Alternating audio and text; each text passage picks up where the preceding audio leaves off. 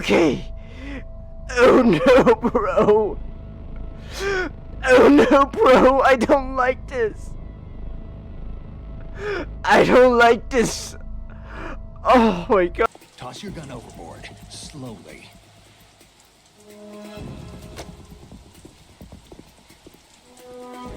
A woman. Show your face. A woman. I know. Snake is just like me. A woman.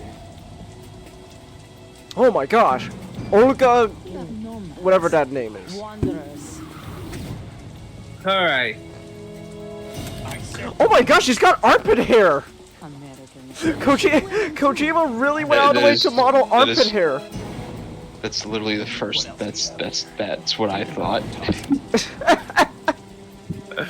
Man, he's how such does a Kojima make somebody ugly? Add armpit hair. he's such a stickler for detail. It's like even back then with these like early PS2 graphics. All right, now add armpit hair. You know what you're doing. Is that really necessary, Mr. Kojima-san? Yes. What a great lineup of trending topics, right? You got LA County, you got the Palisades fire going on because it's fire season. You got Monster Hunter and Squirrel Girl. Gee, I wonder why Squirrel Girl's trending. I wonder why Squirrel Girl's trending. Oh my goodness. Actually, you know what? Hold on. Let me do this off screen just in case, just to confirm. Wait, is it like invisible woman trending now? Yep. Look at that. I'm so glad I'm doing this off screen. Oh my gosh, literally fucking like the second result in trending is fucking porn art. Of course it is. Thank you, Marvel Rivals. You know, there's a fire happening in my state, but glad you're providing porn artists with material. So.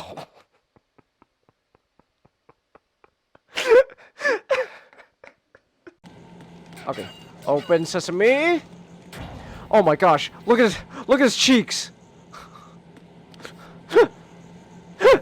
What is it with Kojima and making all his protagonists have big cheeks? Oh my gosh. Oh, what's happening with this guy? I'm gonna say Yuta's the fodder. Not just because of his like Is visual. he young enough? He seems like he looks like the youngest of the bunch. He looks like the youngest of the bunch. He's like the way they treat him and how he acts. He seems like the youngest of the bunch here, and just like the way he reacted when he saw the picture of Haruka, it's like oh.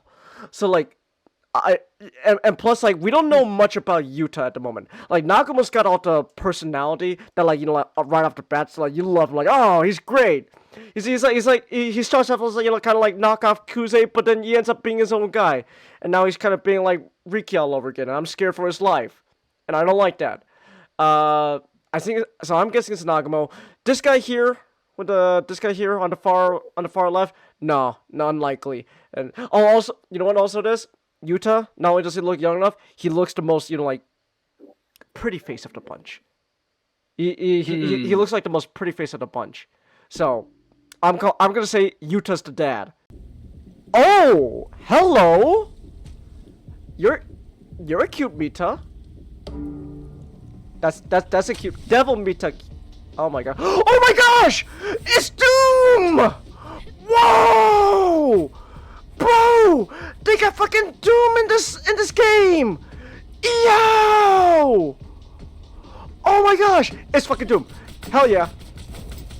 Oh but damn it, it's a semi-automatic gun though. Wait. Oh, but there's no glory kills though. Hold on.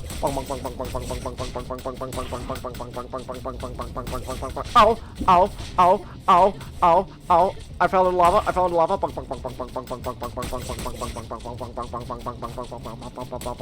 There we go. Bro. Can your Mita run Doom?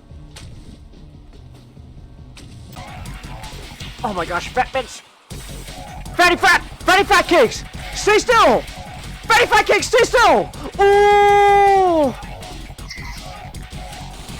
Take your fucking Ozempic, you bastard! Oh my gosh. Okay, no, Where is he? You stop taking Lizzo. Thunder. Okay, let your baby go away. Thunder. You know, if you want, I could do the scream. I could do the scream voice. Oh, I was supposed to get off. Now it's God in the middle of a railroad track. Thunder.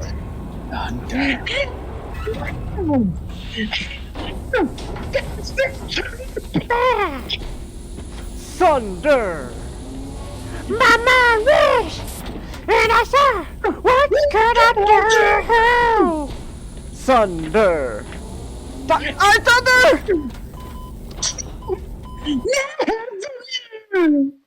Oh my gosh. This is what happens. I'm singing Thunderstruck and look what happened. I died for singing Thunderstruck. Fighting Robotnik for you youngsters, understand? Mm-hmm. Good. Well, have fun. Sounds like I have an important meeting soon. Play nice and be home before dark. Bitch. The fuck you say to me? Nothing. That's right. You know what? No dinner for you. Great. I'm Nick. The way we're just saying coming about all this, I firmly believe this would be a real thing that would happen now. Tails sees food on table. Dinner twice a week? Oh my gosh! What week? He gets Sonic, help! The guinea pig captured! The guinea pig tricked me! Oh, the guinea pig tricked me! Oh! Please! Please! God. Oh my gosh, I hate this so much. Oh, I'm gonna fucking kill myself. No shit, Nick, there's a lot. No shit, there's a lot. No fucking shit, there's a lot, Nick. Look at this shit. Look at this shit. Oh. Oh. Oh. Oh. Oh. Oh. Here, I'm the boss to surpass Big Boss himself. The boss to surpass Big Boss. Solid Snake. Solid Snake! No, that is not Solid Snake. Hey, he said the line! He said the thing! Yeah, he said the thing! That's not Solid Snake! I clapped! I clapped! Yes! Oh my gosh, they fucking... Whoa! Where did they get the extra points? Where did that come from? Where did that come from? So it is technically bullshit because the Tigers need to win no matter what. Like the Thunders need to win no matter what. What? Like, even if you are good Uh-huh. at the game, you need to get your ass kicked before. Are you shitting? Wow. Yeah, because like they have to show you like, man, you suck. Like yeah, it's quite really just pretty. Oh man, you guys suck. That's not sucking. That's literally 1 point away from winning. I know, but like Kyrie's gonna go. You guys suck. I need to go get better players. Huh? Wow. Okay. Oh. That's a lot. That's a lot. That's a lot.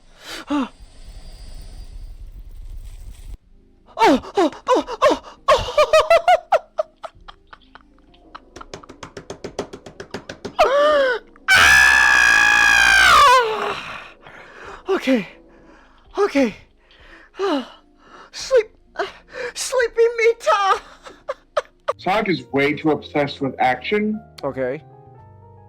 which, obviously Sonic loves, action Yeah. and movies like that. But,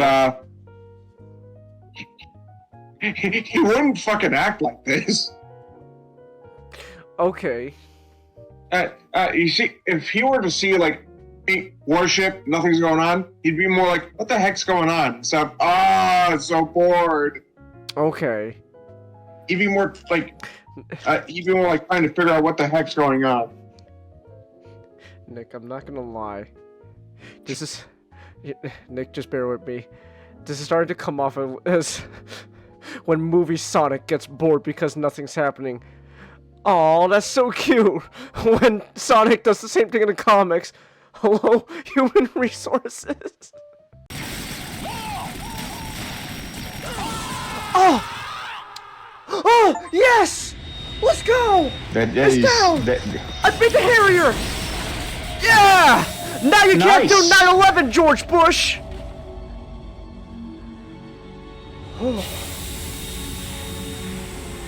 You haven't seen the last of George. Now, just a quick reminder that you can support me through Stream Elements. It is completely optional, but your support allows me to keep making content such as buying new games and more. I love pussy!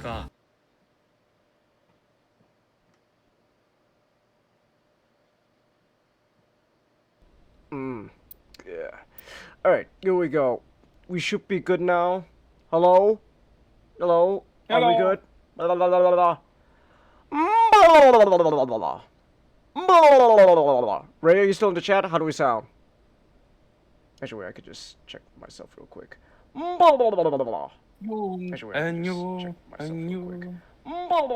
Also, I actually have been getting into a new mecha anime. Oh, which one? What's it called? Godana. Godana. Godana. Yeah. Huh. And the best, so the idea, it's a super robot show, right? Alright. I like my super robots. Yeah, so, and you have, and it features a combiner robot. Ooh, okay. It's a combiner robot. Alright. Yeah. Of a female robot and a male robot. What's it called? Godana. I'm gonna put Oh, the Gotnar! Oh, okay, I know what you're talking about. Yeah, Gotnar. Yeah, that's that one? Gotnar. Yeah. Yeah, that's my boy Obari's original mecha. And man, it's heavily horny. Saying heavily horny is the physics, not just no. physics. Oh yeah, no. Gotnar No one wears bras in that show. No. Gotnar is very much yeah. No, this is just this is. It's pretty much about how much we can get away for our teenage boy show. It's Obari, man, but like at like completely like unchained. That's like his original mecha baby, and yeah. I mean, now to be fair, the reason I started watching it is that I saw like a video of like the opening extended, right? All right. It's like, probably don't like those sex stuff. But it's like, why is there a wedding dress thing? And it's like, wait, is this signing up to be a couple? I looked it up and it's like, oh, it's an actual married couple. Oh, it's about a married couple. Oh, it's about a married couple, all right. Oh. Yeah, and then it gets weird. You go into it, and it's like, yeah. Oh, it's a married couple, all right. Hey, Matchstick. Hey, Matchstick. Yeah, one's in his 20s and the other one is just senior year of high school. Now now to be fair, you gotta understand. This is a huge case of cultural difference with, you know. Yeah, I know. It's just fun. It's just funny. It is funny, but at the same time, again, it's when you're just completely taken aback by the cultural difference. Like oh, they're married, all right. One's like barely in high school, but hey, they're married, all right. One's like barely about to like get out of high school. Like yeah, they're at least like that age. Like they're married, all right. That's for sure. So yeah, that's just the cultural difference. Yeah, and it's probably if the setting was more medieval. It will also be more palatable if they put it in like ancient or medieval setting. Maybe because hey, Matchstick, if you're Yeah. So we're talking about mecha anime Called that Gardenar. uh, Dude, uh, the I've way been- Sonic... sorry, wait. mega stuff. I've been Oh, you alright, man? what? I was just asking if you're he's on alright. his phone. Oh, okay. Yeah. I'm a bit tired because I got back from the gym. Ah, okay. I'm just doing a little wind down walk. Alright, that's understandable. But like, so on the whole marriage, if you set it up in in like a medieval, like especially in like an Italian inspired setting, because in the Middle Ages, fun fact, in generally speaking, according to records that you could still find in Europe, if you know how to read the script and stuff, Okay. generally the age ranges when you get married, it tends to be older for the men and younger for the women in Italy. Huh. In like the southern area. While in the northern Europe, from like Germany, England and stuff, it was close to like 24, 25. And then in the eastern, where you got the Byzantine Empire, people tend to marry younger there. Huh. But there are some caveats. Okay. Alright, In what's the the east, catch? the couple. So in the eastern, in the east, in the European East, Okay. when you get married when you're young, you live with the parents. Okay. So there was not much of a taboo of like you get married and you have your own place. In Northern Europe, that is actually the expectation. Oh, So, okay, interesting. So that's why they get married. So they get married older. They tend to live. By the way, the stereotypical age about how people die at like 40 and stuff is that's only average because of child mortality. Ah, okay. Like if you take away child Most people live mortality, to 60. actually, you get your normal age range. Ooh. You still get less than us, but it's like you're like 60 up to 80s. Like we have people in ancient history living up until 90s. And even they could be poor. Okay. Do not care. But then when you go in the southern, what kind of changes up the age demographic is the Italian noble families. Okay, I see. So the expectation is that they tend to marry for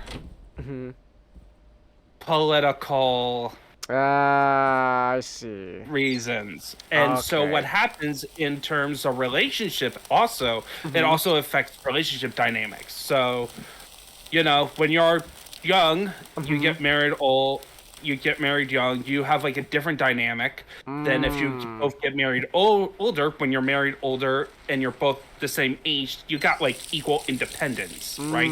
Okay. While when you get married younger and but you're living with your family, you got more of a strong familial tie and like more teamwork. In southern Italy, the older man, essentially the idea is that they marry their young. And when I mean young, it could be not likely like 10 or 12. Like. But they don't consummate it until later on. So, like, they don't, like, what would happen is that they get married, and the relationship becomes more like a parent-child relationship. Oh, that's, Yeah. That kind of has its own implications there, that's like... Yeah, and thus, yeah, so... Yeah, and by the way, it's like it's among specifically nobility in Italian families of also, so they kind of operate with a different logic. Oh, okay. Stuff, but yeah. It's a big oof. Yeah. It's like definitely an oof. Okay. Now you brought this. Hold on. I'll real quick before you ask me, Nick. I kind of gotta know. You brought this up, Ninjao. when did we when did like society shift or we start going, okay, you know what? Maybe we shouldn't have, what you described as a like some kind of like relationship. Okay, I'm back. What type of relationship? Older person, older man, younger girl, younger woman. Like married. By how much? Let's just say the lady's not 18 yet. Yeah, it's mostly most of that stuff was just for like political stuff. They rarely like if you consummated the marriage, that was really taboo. If she wasn't like Okay. for like an example of like somebody that actually consummated the marriage with a little kid. Possibly. Oh, okay. But knowing him, it could be either way. King John of England. Yeah. Yeah, he his second wife. His first his first wife Isabella died, or I think he got a divorce. And then his second wife, also named Isabella. You sure like this Isabella? Isabella's that or Isabella was a common name because okay. when it came to women, the naming convention for especially for nobility was not very creative. Like they actually name there's cases where they name daughters the same name.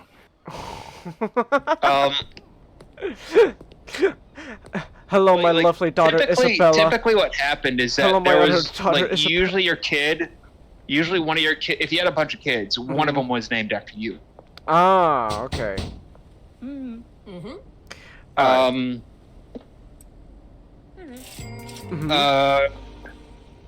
Where was Also, I? you have to put in the survival rate, so you Isabella have to was have like more a than one. little kid Okay. when he married her, Yeah. like single, like Oh, single either, digits? like, Oh. under 12 or under, possibly single digits. I don't think we actually know the specific age. Okay. And then John, it's either that he actually did it or the nobles made it up to get dirt on him. He possibly consummated the marriage. But knowing John, is it likely? It's like it could go either way, man. It could go either Yeah, way. He was Paranoid a enough. piece of fucking work. He was an asshole. Ooh, Yeah, okay. also really depends of how He's the worst. paranoid. He's the worst king of England, like hands down, Okay. the worst. Okay. Yeah. What's Like Sonic usually Rumble? when it comes to like the Fall Guys? Yeah. It's that, but Sonic. Okay. okay, can you guys hear me? Yeah. No. Yeah. I just want to read real quick what DJ's chat was. That's all. Okay. So in cases of the expectations is that you don't consummate the marriage when you have like an older man, younger person until they are of age, essentially. So like, yeah, like an older person, like somebody in their 50s marrying a 14-year-old, it sounds bad, but that doesn't mean they are automatically engaging in the act until. No. But it's just. But it's one of those bizarre cases. It really is just a case of a huge cultural shift, where now, you look at that type of stuff and like, you go, I don't know. Yeah, I don't know. So. Alright, how are we doing on Thick Monkey? We doing alright with the Thick Monkey? Alright, I'm gonna make a bunch of Thick Monkeys so that way I can put it up for sale. Cause, Hey, Changus, yes. have you ever seen a Revenge of the Sith? Yeah. Why does Emperor Palpatine have a desk? What do you mean? You know that scene where Yoda comes in and they're about to have the big fight? Emperor Palpatine really gets up from his desk. I mean, Yeah, because they still why does he run have an a desk empire. for? I don't know, Nick. Why does it matter? I'm just saying, it's weird. I mean, what is he doing at his desk? Like, right before Yoda walked in, what was he doing? What was he doing, paperwork? Was he like, oh, Yoda, what do you need? It will take longer than 5 minutes. I'm absolutely swamped. These requisition forms for new TIE fighters have to be down by W, counting by 6, or Newt Gunray's gonna pitch a 10 in my waiting room. Newt Gunray's gonna pitch a 10 in my waiting room. Oh my gosh. I love that joke.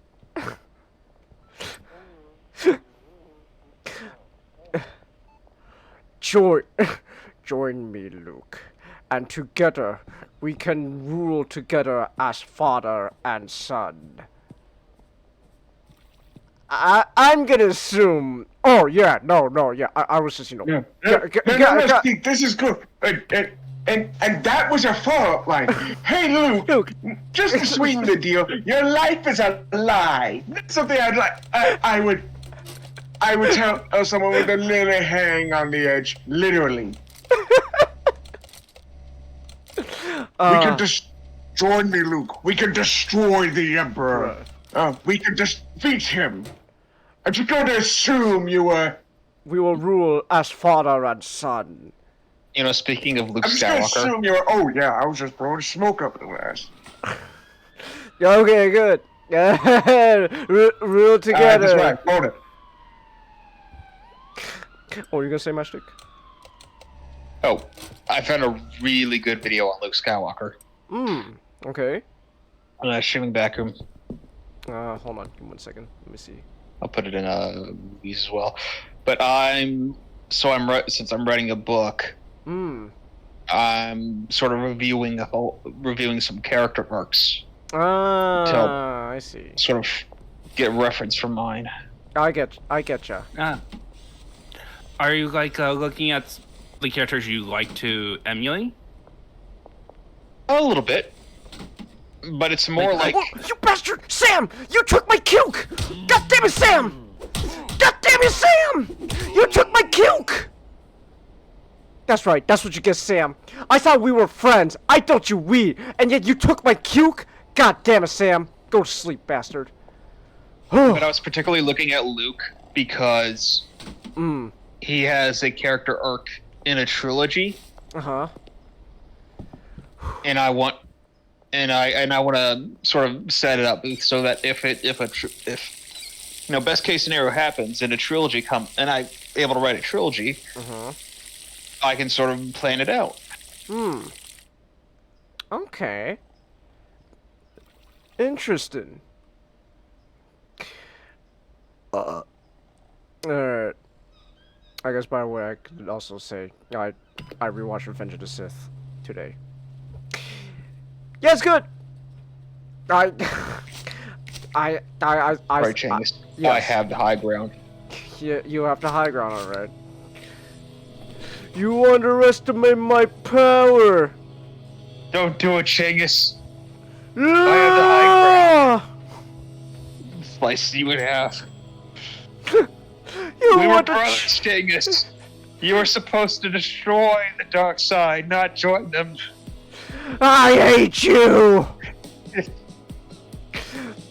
No, but actually, unironically though, like, rewatching Revenge of the Sith, I actually legit find it, like, super enjoyable. I actually unironically really love what was Revenge of the Sith. It's a lot of fun. I think we should play. We should. I know. I was talking about Ninjato wanting to do the Lord of the Rings trilogy. I think we should do. We should also do the 6 Star Wars movies. I like how you say 6 Star Wars movies. 5 times the sick monkey, Peter. I want to be honest. All having to deal with anything Star Wars is like a training experience at this point for me, unfortunately. Let's just humor me. Just shout the classic trilogy. Just put everything else out of your mind and just enjoy the ride. 6 times the sick monkey. like, okay, if we're talking about like you're gonna sit down and enjoy the ride without, like, yes, the prequel trilogy has its problems, but it's So it's I have some friends who are like saying like, oh, they're awful, except for Revenge of the Sith, they're awful. It's like, no. No, no, they're very. they're great. All right. Peter wants 5 times Like- the sick monkey. It's more of like if you're gonna. Does it withstand like the amount of you know, if you're gonna analyze everything Okay. in terms of characters and plots, is it as strong as the original trilogy? No. Is it? It's certainly a lot better conceptually than the sequel trilogy, though the sequel trilogy had better The execution. sequel trilogy. No. No, what I mean by better execution is that there's very few Here we go. obvious Doris wants 4 times the obvious sick monkey. bad acting or lines without context, right? Because I guess that's fair. the problem with the sequel trilogy is that there's a whole bunch of it. There's a lot of problems with the sequel It's- trilogy. Oh, Its roots, it's the core. no. One of the core I will, elements. I will not be body searched by you, you bastard! Leave me alone! I do think that the Star Wars, each of the Star Wars movies, Rest. George it should have had a few more drafts, and then George acting as the man behind the man, and then having another director. It would probably end up as like The- classic trilogy levels good. But The thing with the prequel trilogy is it's George pretty much unrestrained. That like yeah. no one was there to tell George, okay, maybe let's like hold off on that idea for the moment. Wait a minute, George. Let's not be too rash here. Let's think about this.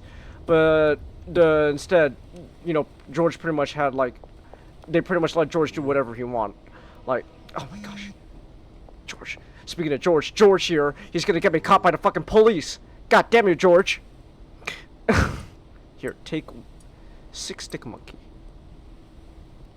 I said But take 6. I can't when looking at like I see. the Star Wars prequel trilogy from like a sort of there is so much to respect and there is so much passion put into it that even if it's a little wonky at times, it does shine through. Even if it needed a few more drafts, this sort of on a large scope level stuff, it's very technically well done. I really just can't be mad at the prequel trilogy. Yeah, George is great at the macro, Yeah. at the sort of macro and sort of medium levels. But when it gets to like the smaller, like the sort of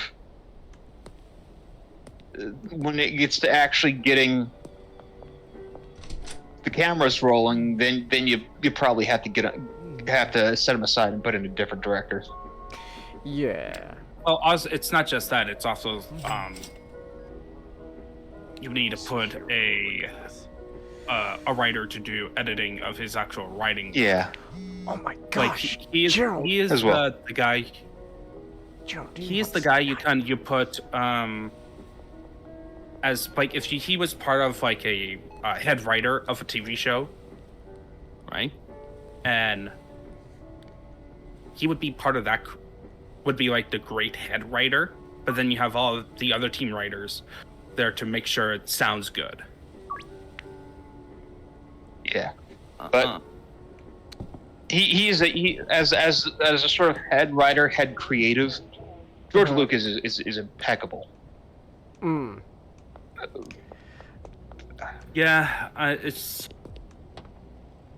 But Yeah, I would definitely agree. He is, but he really is only. But he really is. He when he tries to do it all by himself, then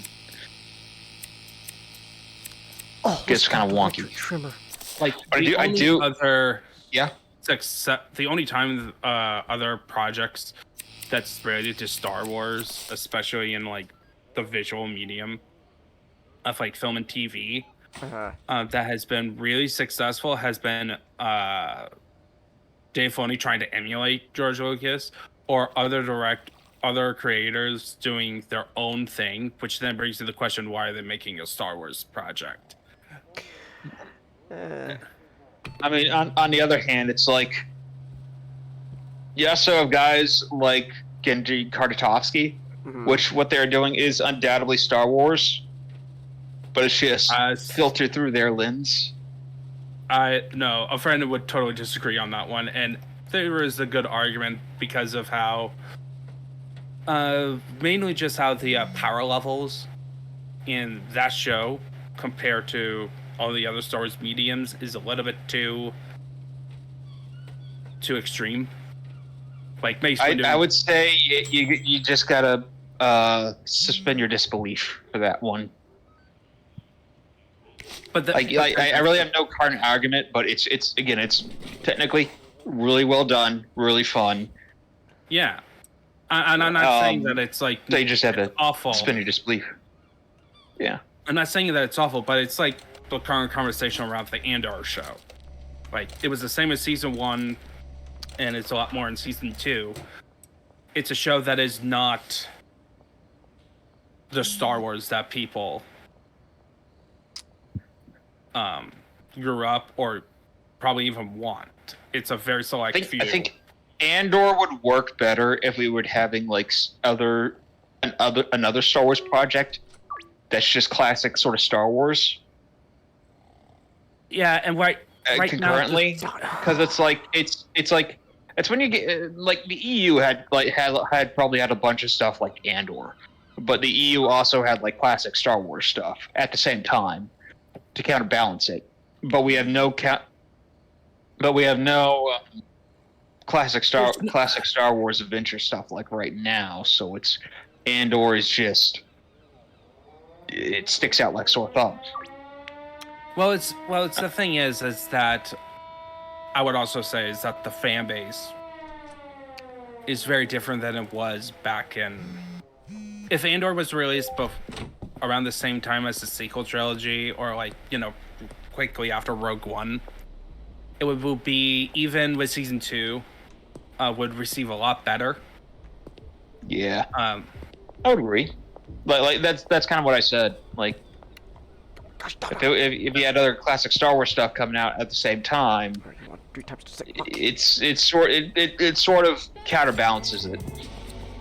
The question is, what do you mean by classic Star Wars? Because it's not like they have like sort of like more like a sort of an adventure epic kind of thing.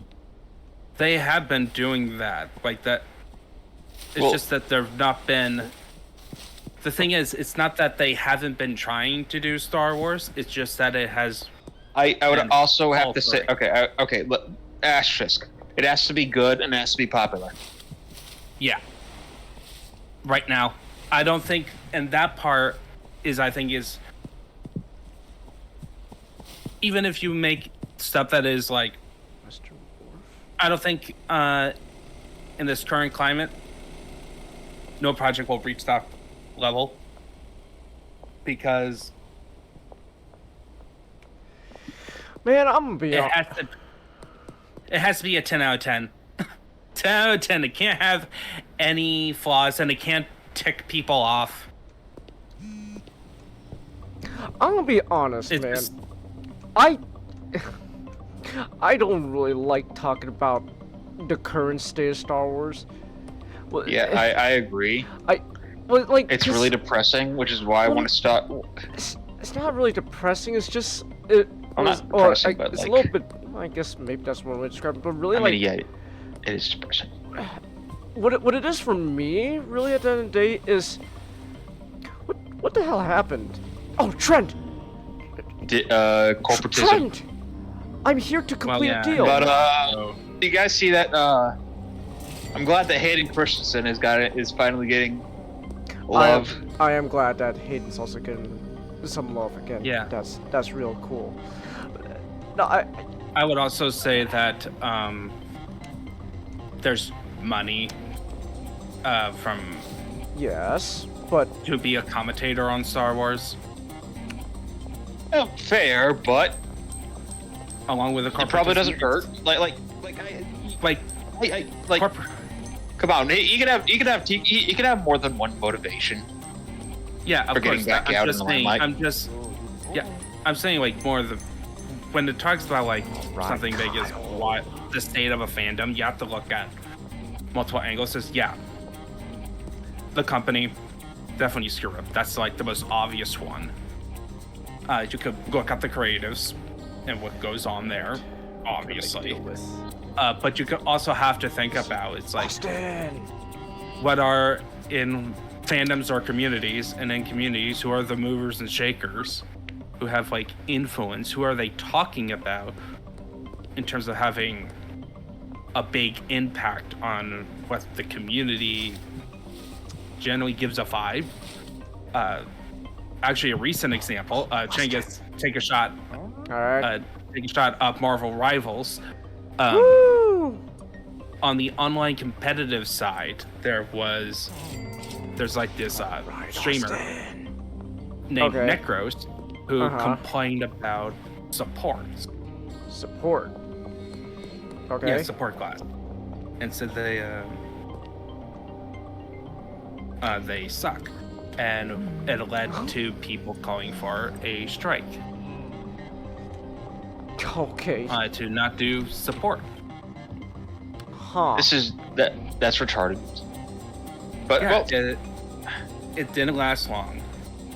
I would assume it didn't last long. That's, it became such an issue that NetEase actually is putting a patch out that makes support stronger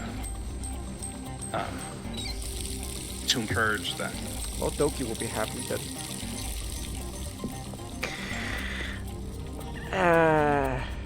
Alright. Goddamn, is this deal oh my gosh, I can't wait for this whole deal to happen. Come on, hurry up. Wait, hold on, what's going on here? You know what, I think I need... Hold on a second, I got so many contacts, holy shit. Okay, let me just clear this a bit.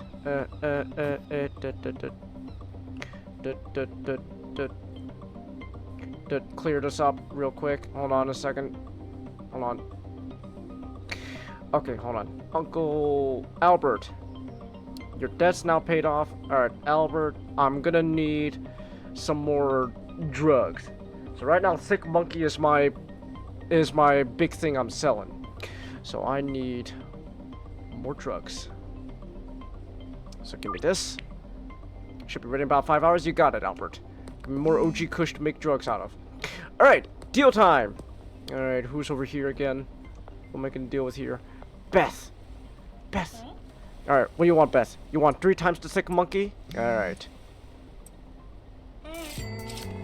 Oh, alright then! Hell yeah! Beth! Hell yeah, Beth! Thank you, Beth! Alright, and then... Where's my other deal? Oh, it's actually around here. Oh! Chloe! Chloe, you want 1 times the Thick Monkey? Here you go, Chloe. Alright, you enjoyed that smoke, Chloe. You enjoy it. I'm gonna go make some more Thick Monkey. If I can. Joyce! Hey, Joyce. Alright, whatever. Alright. Alright. Oh my gosh, grow faster! Grow faster, weed! I need you to grow faster! Grow faster! I'm running out of supply. Hold on, real quick. Donna, I'm gonna give you your daily sour diesel. Thank you, Donna! Look at that. Donna, you're great, Donna. You're great. You're great, Donna. Alright. Donna gives me my... Donna... Oh, I need some more cuke. If I'm gonna make some more Thick Monkey, I'm gonna need more cuke. Hold on a second. Peter! Peter! Pervert! Pervert! Deal's already been made. Fuck you, pervert. Okay, whatever. Okay, let's see here. What was running? Well, we were talking about just having fun with the original trilogy. Because I was like Ninjato. I had your like last year. I met up with a friend and we watched like the first classic Star episode 4. And I was having like your opinion kind of going into it, but then I just had so much fun, and by the end of it, I was like, man. Like, I can go through like the original trilogy again and just watch the first film. Just that, and I will be fine. I just you don't really care for the anything else. At this point, no, like in terms of rewatching, there's stuff I'd rather. There's still like plenty of stuff I haven't watched yet, and like some films I haven't watched, and Sam, there you are. God.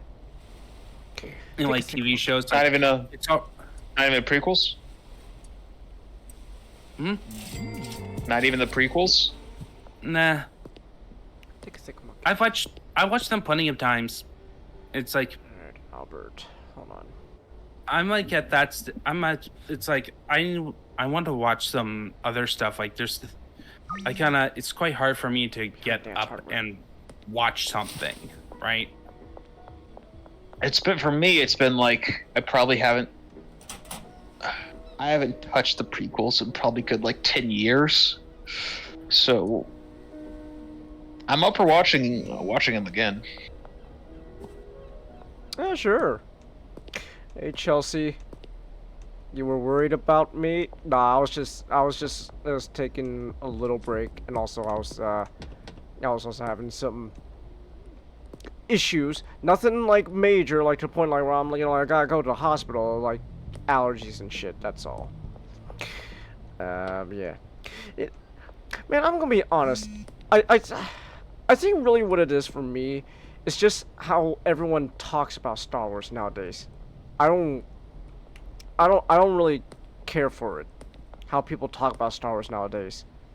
Because Star Wars was literally just it was George like making a little originally like the first Star Wars movie. It was George making a little like essentially like a little art film. Because at the end of the day, that's what George was doing. He was making like a little art film. Like with what's the one thing we need to watch again, Nick? What? The George's first art film. George's first film. One of his first films, THX 1138. Yeah, THX. Like he was making shit like THX, and then so like Star Wars, it's like, oh, I wanna make Star Wars, It's gonna be like a nice little fun movie. It's gonna be Star Wars. And then it just evolved, and then just overnight it blew up. $6? Hold on. How about $10? How about $10, Mick? But I'm getting my themes all ready for the books. The book. Mm-hmm. So it's the central theme would be what is a just war, or when is a war just? What is a just war? And then nationalism versus globalism, idealism versus cynicism versus pragmatism. I want to do something with family in there, but I really haven't formed from the right question. Oh, family! I got the easiest source. I got the easiest thing you could refer off to. It's a little fun little niche movie franchise called Fast and Furious. You'll love it. Family. Wait, I got family. have you seen the Vin Diesel clones? The Vin Diesel clothes? Yeah, I've seen them. Yeah, family. Family. I got family. Social battery burnt out. Oh, that is also a thing, admittedly, Chelsea. I got a bit of a social battery, but it's not that big of a deal for me. This whole social battery thing, it's not that big of a deal. But really, it was just like allergies and stuff. Don't worry about it, Chelsea. But yeah, you just. It's alright. I got family on my side. Okay, let's plant a seed for some Ochi Kush. So that way I can get some. So make some of my sick monkey. Hold on a second. Oh my gosh! Stop! Everyone, stop making. Hold on a second, people. Hold on, wait a minute. Hold on, I'll make a deal with you in a bit. Hold up! I need to grow some more sick monkey. Goodness gracious! Calm your asses. Gosh, these people so impatient. Patience is not a virtue. Apparently these days. I cannot stand it. Gosh. All right. Dispense soil. The only suggestion I have for family, for you, Matchstick, It's gonna be a bit Yeah. it's look up like what type of war you're gonna write about, or what type of situation, and then look at history. Yeah, I'm trying to think of like, I got a few like flashes in the story that would relate to the family. I just gotta figure out how to tie it all together and make a theme from it. All right. And make a theme that would tie it all together. Alright. Pick you up, put you in here, start the process of making Thick Monkey. Yeah, a lot of my themes are just, I already have a bunch of ideas I want to do in the story. It's just either tying them together or altering them enough to be able to be tied together. With a theme. I got my themes. Oh my gosh! Everyone, stop! Hold on a second. I can only. Okay, you know what? Actually, you know what? I have enough money. I'm gonna have to start having a dealer. But I still like the main character's weakness. I'm not sure if it'll be just the first story or the whole, or her weakness for the entire trilogy would be warfare can replace the hole her family left. Huh. George Lucas has good taste, Mundo. Star Wars to American Graffiti, being inspired by Federico Fellini's one vid. I don't even know what that is, but that just again that's like George liked his art films, man. George liked his art films. There's nothing wrong with that. And like that, like I don't know. I kind of miss it. Especially after today, rewatching Revenge of the Sith, it really just made me go like, man, this at the end of the day, like even though, you know, Star Wars blew up to this big ass franchise, right? And George was, you know, pretty much making gangbuster money off of this all that, right? Still, there was like you could tell, you could sense there was like this like, how do I describe it? It's like he still had a bit of like that like art film sort of like spirit behind a lot of the stuff he made. Like Revenge, like for example, Revenge of the Sith, right? Like rewatching Revenge of the Sith, right? Today, you can tell George, like this whole prequel trilogy was this big ass, you know, 3-part story of essentially like this big ass Shakespearean tragedy going on of Anakin Skywalker's downfall into Darth Vader. And so like especially after today, like rewatching Revenge of the Sith, like it really just dawned on me like, holy shit, this really is just like George going, hey man, so like wouldn't it be cool if like we made like a cool like in like Shakespeare like a Shakespeare story? So guys, I've been watching some Shakespeare plays and reading the fall of the Rome, and you know I just wanted to do the two. Is pretty much. It's like I just think, you know, it's kind of neat. That's all. You know, isn't it neat? Isn't it cool? Like, yeah, George, it's pretty cool. George looks at the writer's room, and he's like, I want to do a room. I want to do a scene where Palpatine says, "I love democracy." Who will say no? Well, There is nobody else in the writer's room. It's just George. It's just George. George says so himself. Well, I love democracy. It's really not so much that no one was there other than George in Rise Room. It's just I'm everyone making a else. joke. Yeah, it was, but like it was just everyone else there was like, yeah, that's a great idea, George. Yeah, hell yeah, George. That sounds great. Let's do that, George. And I mean, no, that's even more appropriate. Yeah, And- he didn't have a strong producer or other creative to be his counterweight. yeah, everyone just pretty much went, yeah, that's a great idea, George. Oh, George, that's you're a genius, George. Oh, yeah, oh, shush. You flatter me. That's all. You know, Jar Jar Binks. He's the key to all of this. You know that, guys. He's the key to all of this. And also, like, oh man, like you could tell, like with CGI, well, like the overabundance of CGI, you can tell this is George pretty much like viewing this in the sense of like, so like George is a big art guy, and so all the CGI, I could tell like it's George pretty much going like, okay, so like what if we have like essentially like cartoon like cartoon characters or like cartoon like stuff, cartoony situations going on, but you know it has to happen at the same time with all these like real actors, CGI, of course. like the opening. I mean, to, I think he did over like the art direction was incredible, but I think he probably could have mixed practical effects more in episode 2 and 3, like he did in. Again, he did it real well, and he did it real 1 and 1. Again, it's people not telling George, hey man, listen, you know, let's just rein things back a bit. Oh, but hear me out, guys. You know, but okay, I mean, but hear me out, all right? So like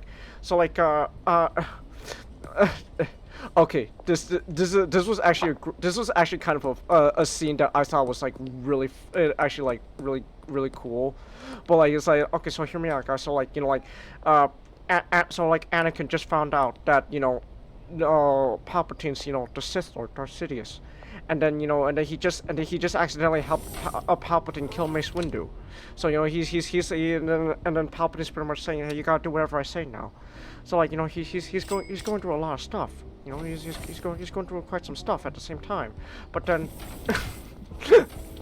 he's going through quite a bit.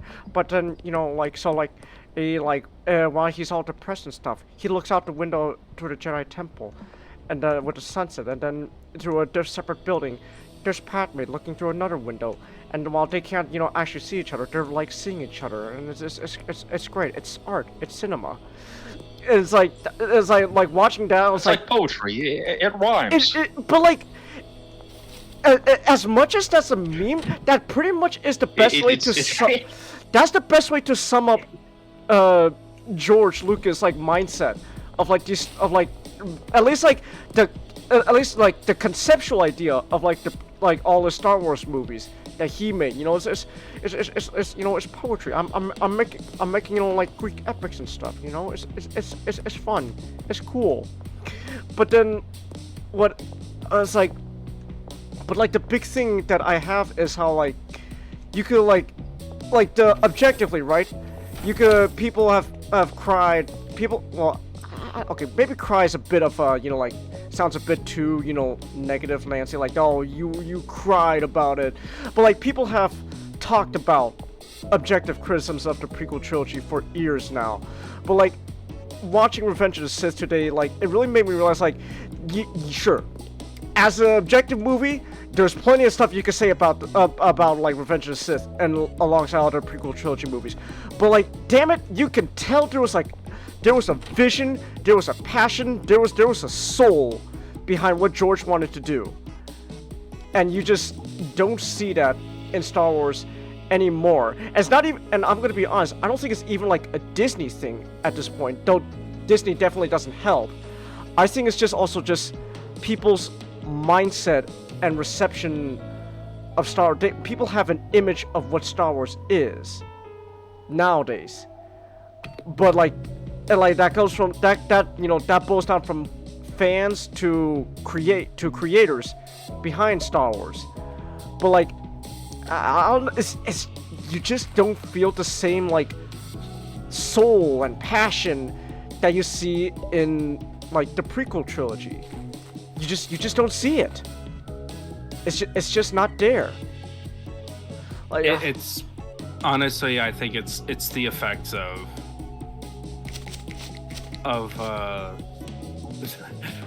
the Tony Stark effect in Tony Stark. Iron Man 1. What do you Tony mean? Stark What do you mean built- by that? the whole Legitimate scene- question. Dude, that whole scene that people meme on is Tony Stark built his Oh, he built reactor in a in cave with a box of scrap. I'm sorry. I'm not. George Lucas did this in a cave with a box of scrap. I'm sorry, but I'm not George Lucas. yeah, you have that effect, and I think like Jesse brings up Japan. Huh? Kind of, I was gonna lean into it. I remember what Not talked about G Gundam. I think Gundam had the best thing that happened to Gundam was that after Tamino left, the guy who took over, He did his own thing. he was told, do your own thing. Don't just make another Tamino Gundam. Make your Gundam. What they really like the best case scenario is like they would do like Knights of the Old Republic or something as a movie. Like it's Star Wars, but it No, is kind I of its wouldn't. own thing. I would Or- disagree on that. No, it would still be the same thing. Like Okay. at this point, people don't. I think At this also. point with Star Wars, they killed off any possible I'm gonna be honest. exploration that people will like. I'm gonna be honest. I really think. So. Here's what I think. I think if you want to do more Star Wars stuff, like a prequel, let's say Disney decides, you know what, fuck it, let's do like another trilogy. This is post. This is super sequel trilogy. This is like post sequel. I think what I would honestly would like to see is if that ever happened, I would say have the whole thing feel like so set apart from like anything Star Wars you ever seen from this point on that it's pretty much its own thing. And I What think was that comic that I read? Hmm. I forget its name. The one with Cade Skywalker. Cade Skywalker? Nick. I know what you're talking about. I just forgot what it was called. Legacy? Was it Legacy?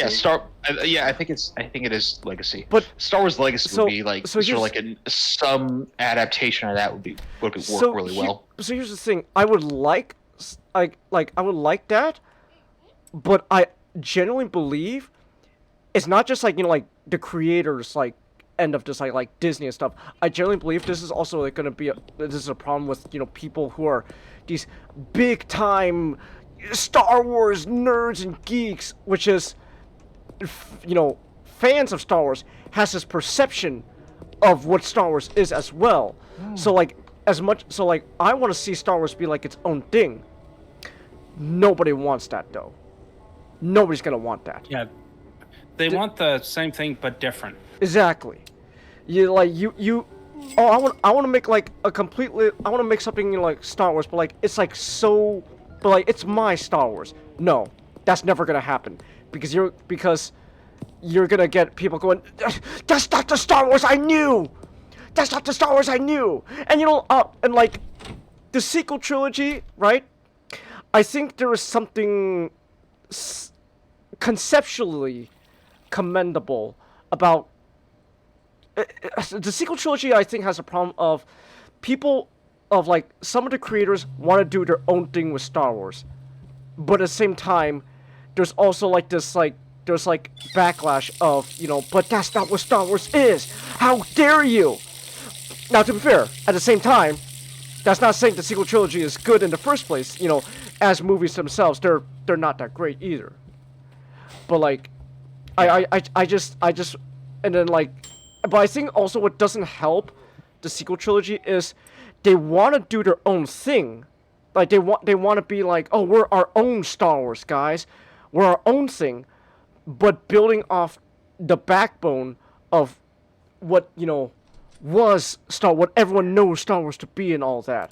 And so Did they really want to be their own thing? They played it so incredibly safe. Yeah, though. is like, it, that's I what would that's what say- it's, that's what, so like No, okay, this is remember. I think people kind of forget the context of Because The this sequel was when all the sequel hate, the prequel hate was still yeah. around. So like this is like honestly the sequel trilogy is just the awful the sequel trilogy is results of people with that mindset of there's this we want to be different but we want to be the same, so much so that we want to just reset everything to big empire small rebellion, exactly but that's not what people exactly. But I genuinely believe that if they didn't do that, if they didn't go that route, and they just went completely different, people would still be mad. oh yeah. Some people, if it was still Well- if it was well made, I think they could get away with it for the most part. Yeah, same with the sequel trilogy. Force Awakens was sort of received positively because they saw it Yeah. as the step in the right direction, and then Last Jedi came and And it retroactively made Force Awakens I- crap. I just genuinely think that Star Wars is I think Star Wars is simply a case of it grew too big for its own good. yeah, that's also could be part of the problem. Is the resetting the canon was also a bad idea. Ultimately, I'm gonna be honest. I Yeah. don't care that much for resetting the canon. But then again, that's because I'm not, I wasn't a big Star Wars guy, So I did, I wasn't growing up on like legend stuff and all that. So like, Disney saying yeah, so all that legend stuff, that's just its own thing. We're doing our own. This is now the. well, what I mean by official that, thing. Uh-huh. what I mean by that is that the reason they wiped out the old canon was that so they can make new stories into their own continuity. Yeah. But what it also did was that they became enslaved to the old canon despite wanting to get rid of it. Especially when you had Dave Filoni involved. Like most of his work nowadays is just Yeah. memorable. A lot of Dave Filoni's work does kind of come down to a bit like that. Though, though to be fair, me and Nick and Nod, we were talking about this one night. I genuinely wonder how much of it actually is Filoni wanting to do, all this stuff, and how much of it is Disney, telling Dave to do all this stuff. Because I think the answer lies somewhere in between. I think. Well, yeah, of like, course. I think Dave genuinely wants to do some of the stuff, but then at the same time, then Disney comes in and is like, okay, but like, what if? But hear me out. But okay, but hear me out, Dave. Hear me out, though. We do this even more. All right, Dave. So here. All right, Dave. So listen, Dave. All right, we're gonna fucking milk. We're gonna fucking milk. Was it Darth Maul till he's a dry husk, Dave. Oh my gosh, Darth Maul. By the way, Nick, I'm still disappointed in Butter. He said he's actually interested in the Darth Maul series. You need to choose better friends.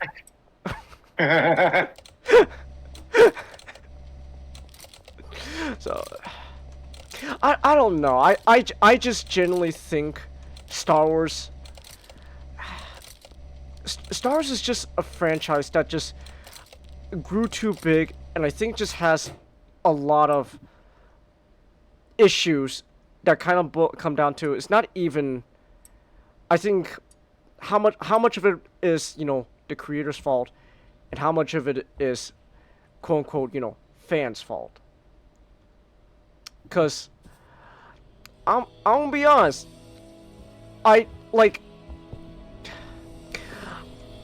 Again, Star Wars was like just, you know, George, like, you know, like, okay, so like, like just like, like sci-fi, like all this like cool, like, like sci-fi fantasy stories going around, and all that. Like, so what do we do with that? Interject. It's getting late for me. I have to head out. All right, have a good night, Master. You guys have a good night. Have a good night. MILF Star Wars, but there's only Leia, Chelsea. Well, I hate to tell you this, Chelsea, but Princess Leia's not coming back anytime soon. Well, no. Actually, wait, no. Actually, wait a minute. I forgot. Death means nothing now in Star Wars because don't you know? We can now tell a story. Okay, but what about Princess Leia's show? But it takes place in between the original trilogy and the sequel trilogy when Princess Leia is setting up the Resistance. Oh my gosh! And then we're gonna fucking CGI Carrie Fisher's face on an actress, and then have AI replicate her voice. Genius! Oh, Daddy Disney, you're so smart. Oh. Case, Yes. Yes, Nick. just so you know, word of advice. I know it's a joke, but remember that if you go knocking on enough doors asking to see the devil, eventually he may appear. I understand. I'm just saying, it's completely in the realm of possibility with what Star Wars is nowadays. So that does happen, I'm blaming you for You're because you're the first person to bring that idea up. You made yourself sad now, Chelsea. I'm sorry. I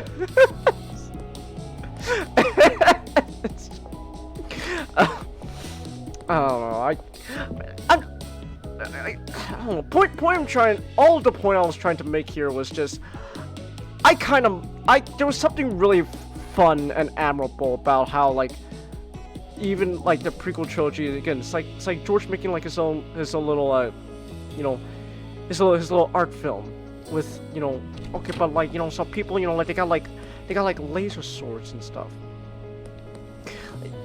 Like Revenge of the Sith, I think, is peak at least when it comes to Star Wars, is peak George Lucas trying to make an art film. And like the thing is, I can, like, with George, I firmly believe George is the type of guy who would wear his influences on his sleeve, because like yeah, he does. Because like the whole premise of Star Wars, like the whole idea of Star Wars and how it's written to be a reflection of action serials he watched as a kid.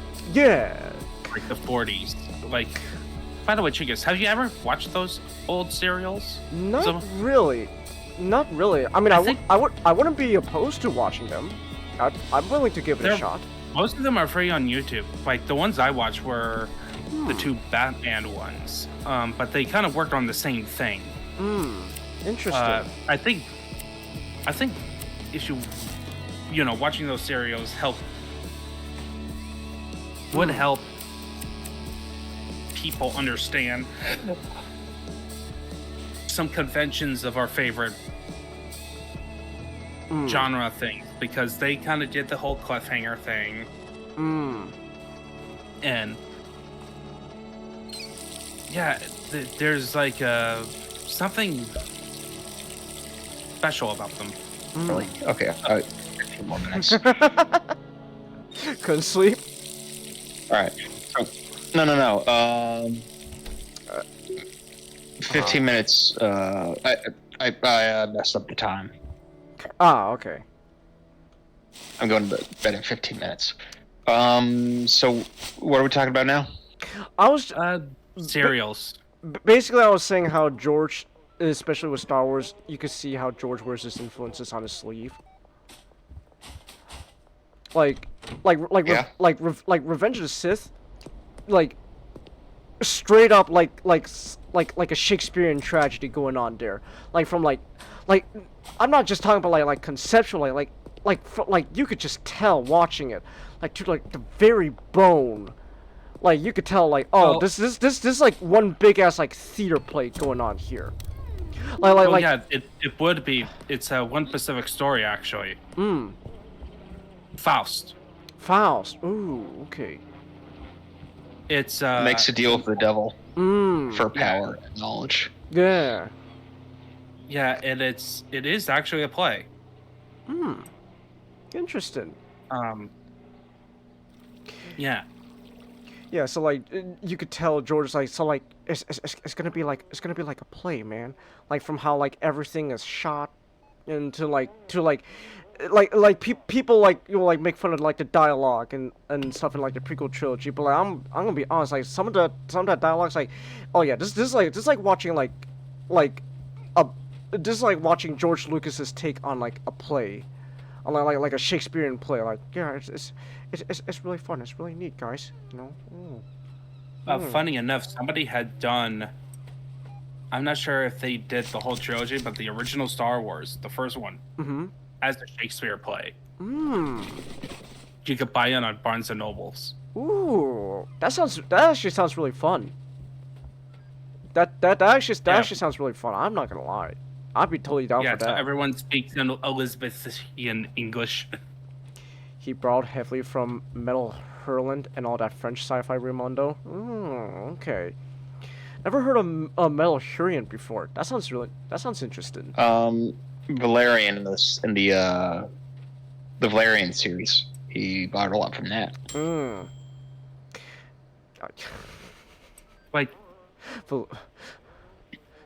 Okay, Valerian's kind of funny because I think there was like a movie. I think there was a Valerian. There was. Yeah, there was a Valerian They look movie. like fucking siblings. I watched. I was like, yeah, this is a movie, all right. It's a movie, all right. That's for sure. I know there's like a French anime based off of it, but I don't Really? speak French, Huh. so never seen it. Okay. Interesting. Yeah.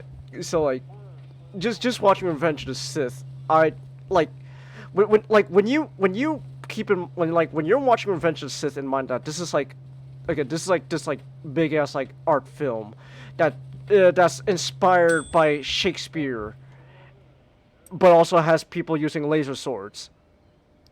It just becomes so much. It honestly just becomes so much more fun to enjoy a movie. Like, I think, I think also what it is, Star Wars fans go into these movies expecting one thing, but like, I think like with the prequel trilogy, people came in expecting one thing, but George had essentially something else in mind with what he wanted. George wanted this little, a little like sci-fi art film, but then instead people can't. But then like with and then for the prequel trilogies, he wanted to tell like, oh, it's this cool like it's this cool tragedy going on, that, hey, oh, it's this really cool tragedy, of a guy, his downfall. It's really neat. I think it's really neat. And then. But then people, they go in and it's like, this isn't Star Wars, or like this isn't a movie. What am I watching? well, to be fair, Revenge of the Sith was the best well received of the prequels. Yeah, but I'm just saying like I'm using Revenge of the Sith as like is the best, but like the prequel trilogy in general, like. It really is just like now obviously like I think what it is with the prequel trilogy, again, there are objective criticisms you can make of them as like films, but at the same time, again, like it's not the best film, again, like it pretty much boils down to, again, what I said about Revenge of the Sith. Is Revenge of the Sith the best film, like, you're ever gonna see? No. But damn it, it has soul. Oh, I got stuck on the fan there. Whoops, daisies. There's soul and passion going on behind those movies. And I can't hate it. I can't hate it for that. It's just really fun to see. So, yeah. Oh wait, actually, I still have some OG Kush seats after all. Never mind. I didn't need to order more. Well, I mean, I guess I could have ordered more. Have a surplus of stock. JonTron Starcade, you remember the Star Wars Holiday Special? The Holiday Special. But, oh my gosh. But, like, you know what it is? Star Wars nowadays has become this endless loop of they can only rely on it's this weird like feedback loop of you can only do anything like within like the established George Lucas movies, but then you go outside, you can't do that, and then you got it's just this weird thing. And so like now like people, so like but like, and I think also at the same time there is a bit of like some like revisionism going on, because as much as I said that, like, man, I really enjoy Revenge of the Sith. Again, it's not the best movie you're ever gonna fucking see in your lifetime. There's better movies to watch out there, but like, I'm just saying, you could admire the passion behind it. But then I think there's like a bit of revisions going on where now just because, especially thanks to the sequel trilogy, everyone now like goes like they genuinely believe like, oh no, actually no, it's actually objectively peak storytelling. Like nothing can compare to it. Oh my gosh. And I think like I firmly believe it's gonna get to a point where like people are gonna go like, no, you don't understand. The Star Wars Holiday Special is like the best damn fucking piece of media you're ever gonna see. And if you disagree, you're a fake fan. You should kill yourself.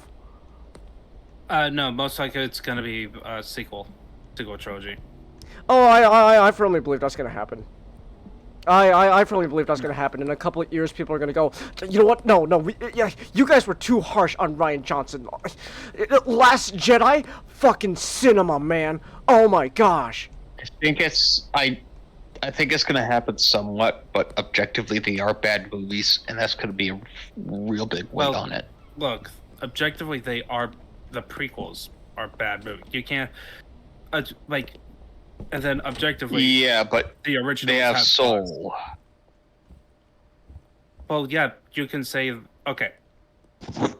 Listen. Here's the problem with the soul argument, right? When we're talking about, all right, when we're trying to do analyst stuff. The Last Jedi, especially, you can tell there is a passion for it.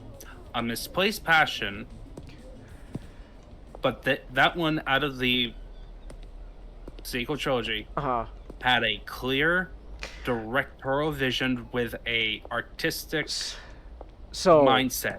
The problem is it was completely off of what Star Wars want, and it didn't fit within what the trilogy was set up to, the story that the trilogy was setting up to tell. So, that said, that's kind of also why I prefer The Last Jedi over was it Return? Rise of Skywalker. Because why are we talking about the sequel trilogy? To make a because you made the argument. So okay, I didn't bring it up. Yes, you did. Okay.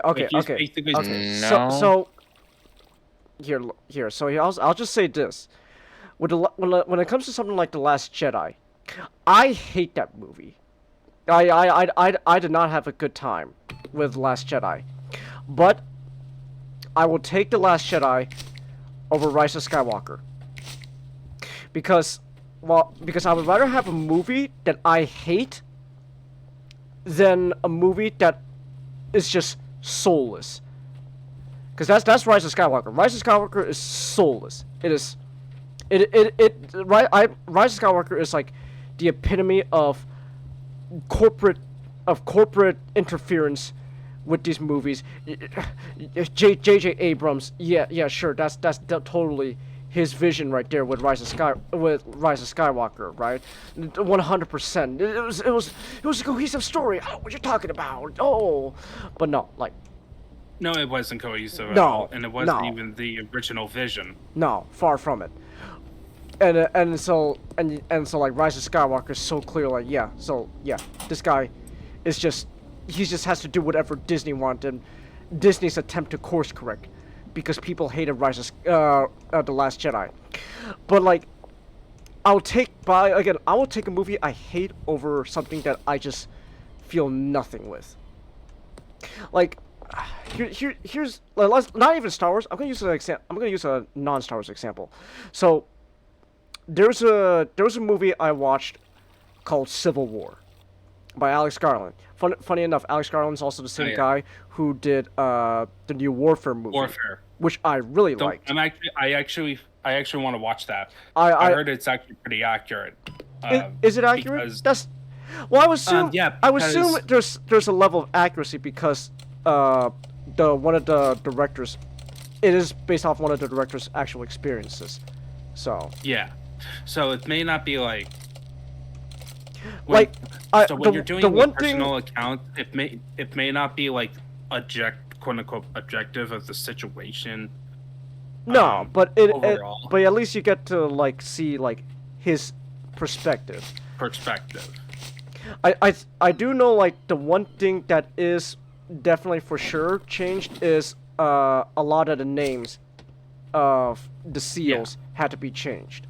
Because it ultimately just comes down to they didn't want their names in the movie, so they changed it. Which simple enough. It's based on basically the ones who are in there were already public. Yeah. Because seals, some seals really likes to write books. They sure love their books, man. They sure love their books. Oh, come here, trash bag. Yeah. So. But the point I was trying to make was Warfare was really good, but the other director of the movie, Alex Garland, he made a movie called Civil War. I hated Civil War. God, I did not like Civil War at all. But at least Alex Garland had like a point to make there, a point that I did not agree with at all, but a point nonetheless. That was like, okay. It is what it is. I don't like it at all, but okay. It's this weird ass attempt on, I guess, commentating on war journalism or some shit, and it just ultimately was a miserable fucking movie that I just despised watching. But I will take a movie that I hated watching over something like Madam Web, which is just it made me feel nothing. Yeah. It made me feel absolutely nothing. I was just like, gosh, what am I watching here? This is terrible. I feel nothing watching this.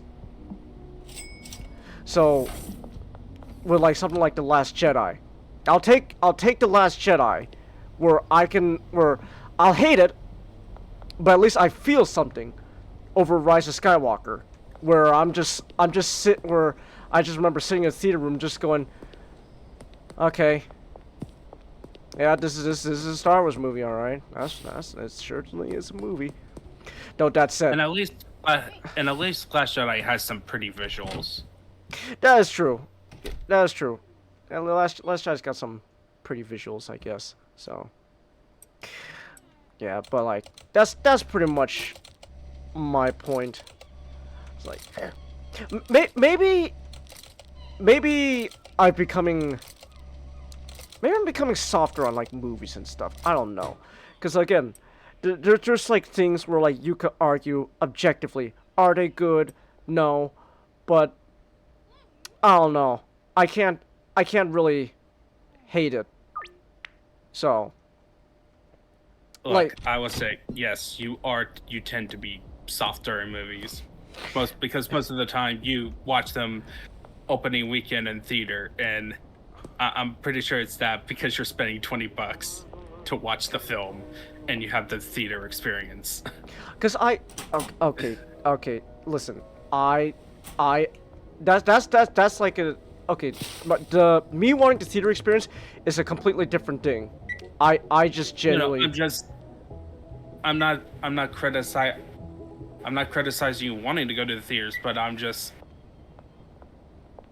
what I'm talking about is that when you go to a theater, when you think about like a films, you tend to equate the film's actual quality combined with your movie theater experience, right? all right. As opposed to, hey, I had a good time at the theater, the movie was awful. Like, I have not.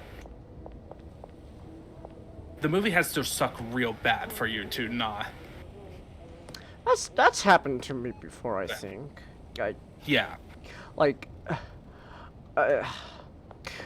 that said, okay, you know what? I'll tell you what. That said, it's funny you mentioned that because the experience for Revenge of the Sith today, it wasn't bad, but it is kind of, the theater experience was kind of funny because I was so this is just me personally. I like having seats that's pretty much gets me like in the middle of the theater as best as possible, so I could get like the best view of a movie. And so the seat, so there was a person next to me in the seat. Listen. This is me hating that person, but it was she. How do I say this? She was definitely on the larger side, and it doesn't help. Okay. And it doesn't help that when she had like I don't know, like a pile of food and snacks and shit, and she ate loud too, man. She ate loud. Like she had like chips and stuff, and you feel like the crunch, like. And it's like, Yeah, that's why I don't like the theater experience. I like the big theater. I don't want to have other people near me. well, the theater experience honestly is just gonna be. But hear me out though. I think theater experience, good or bad, honestly adds to the overall experience of watching a movie. Does it? No. Yeah. Does that affect the actual quality of the movie? That's that's like a different thing. But I think like your overall like enjoyment of a movie can be affected by the theater. But either way, I generally believe the theater experience enhances either way in a positive or negative way how you feel about the movie. Cause like you could watch like you could watch a really bad movie, but like you can have like some of the best theater experience there is. Like you're watching a movie, you think this is like just like so dumb that you're laughing, and everyone laughs along with you, and like yeah, this is shit, right? Yeah, man, it's shit.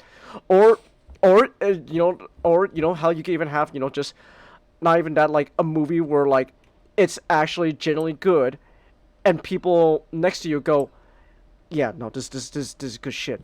Like when I went to watch Sinners in theaters, that was a great experience.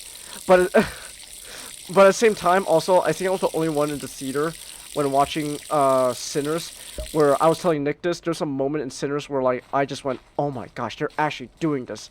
Like out loud, I said like, oh my gosh, they're actually doing this. Oh, this is actually art right here. Holy shit. And then like I think I was the only one saying that because like no one else was pointing that out. Everyone else was just too busy fixed on the screen. But I was like, oh my gosh, this is actually happening. Whoa, hold on, this is actually legit, like great.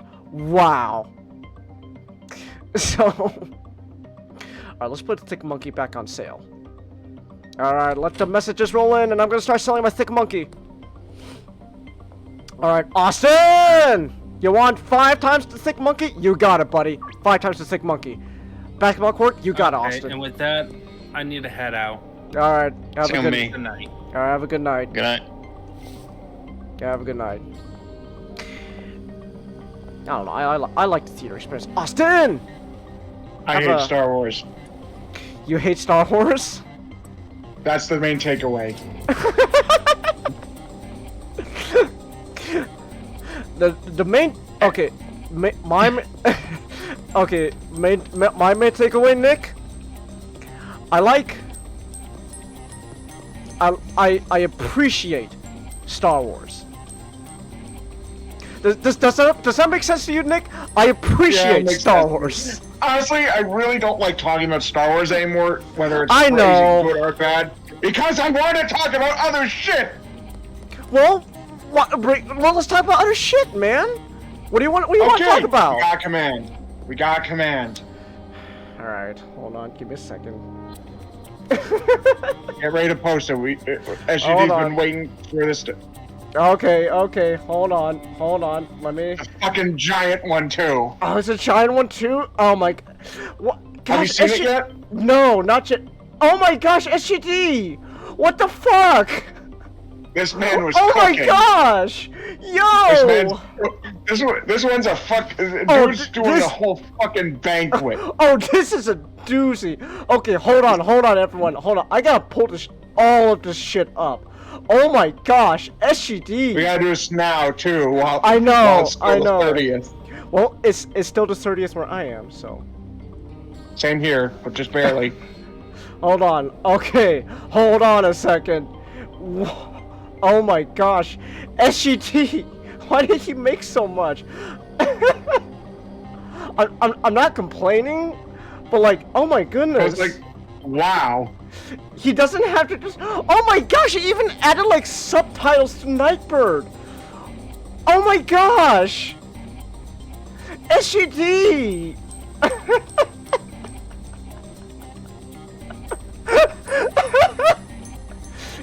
Oh my god! Yo, I love SGD, man. I love that Australian. I love that Australian. Oh my gosh. Oh my gosh. Oh, I see Mustache Man, Nick. That's a great sign. That's a great sign when you see his name. You know, honestly, I don't understand why people think he was evil. Megatron, it's called the Holocaust. So they probably deserved it. You're Jewish. So? Oh my gosh, I was just making this joke. Oh, yes. I'm cooking that. Oh, yes. I'm seeing the actual command now. Oh my gosh, I was just making the SGD. Also, please share your screen with me so I can, you know. Yeah. Hold on, give me 1 second. I gotta pull all this. Oh my gosh, there's so many tabs I gotta pull. SGD. Why did you make so much? Hold on. There's still more, man! Oh my gosh! There's still so much more! SGD! Hold on, real quick. Let me just do one thing real quick. Let me see here. Oh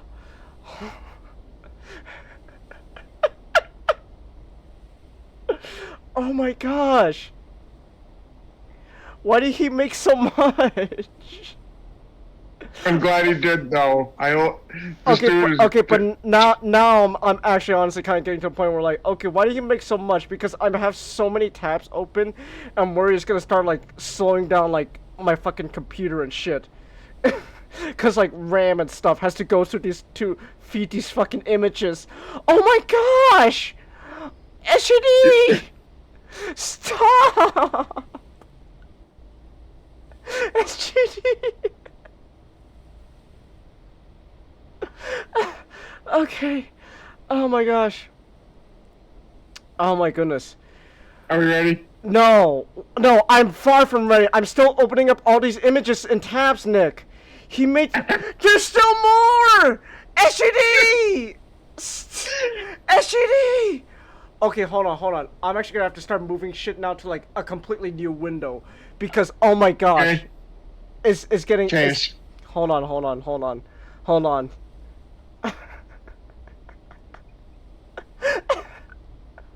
What's this about Teletubbies? Hold on. Give me a second. This is such a doozy of a command. What the I'm just fuck? I'm sending you a reminder of something to do. Okay, give me 1 second. Oh, okay. We're nearing the end of images. Oh my gosh, SGD. Why did you make so much?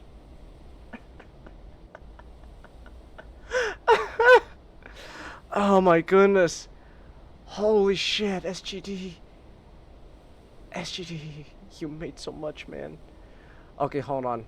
I'm actually gonna have to start organizing some of this stuff to like a new window because it's getting so cluttered. Oh my gosh. Oh my gosh. Okay, hold on. Just give me a minute, everyone. I gotta fucking organize all this stuff. Cause there's so much shit. Oh my goodness, SGD. You madman. SGD. Okay, you know what? Actually, I'm not gonna even bother moving things to a new window now. I'm worried I'm gonna start closing tabs by accident. Okay, what'd you send me, Nick? A reminder. Just because this whole moment was hilarious. This whole moment is hilarious, and a single Twitch clip isn't gonna cut it. Oh, alright, you got it. Okay, hold on. Let me share my screen in Discord. Oh my gosh, Discord's like slowing down because I gotta share all this stuff too. Okay, hold on. Here we go. There's that. Alright, and then now, where's display capture in OBS? Here we go. Look at how many tabs I have to have open. Oh my gosh, it's not even the first. It's not even on the right tab. Here we go. It's so much. It's so much shit. Okay, here we go. It's the big ass doozy. Are you guys coming? Megatron says the party's about to start. Hold on, real quick. I gotta also like pin this whole thing because this is something I gotta like celebrate, man. This is, oh my god. Oh yeah. Okay, there we go. It's Get it after all of it. it's good. It's pinned. Don't worry. Are you guys coming? Whatever. I didn't know Megatron was throwing a party. That's right. Megatron told me he was planning something. Wait, why am I doing? You do the better Optimus voice. That's right. Megatron told me he was planning something. He seemed very excited about it too. I'm glad he's feeling better. What's the occasion? It's just something. It's just something he does every year. Oh, you're gonna be Clobber? Alright. Happy April 30th, aka Okay. the day Hitler died.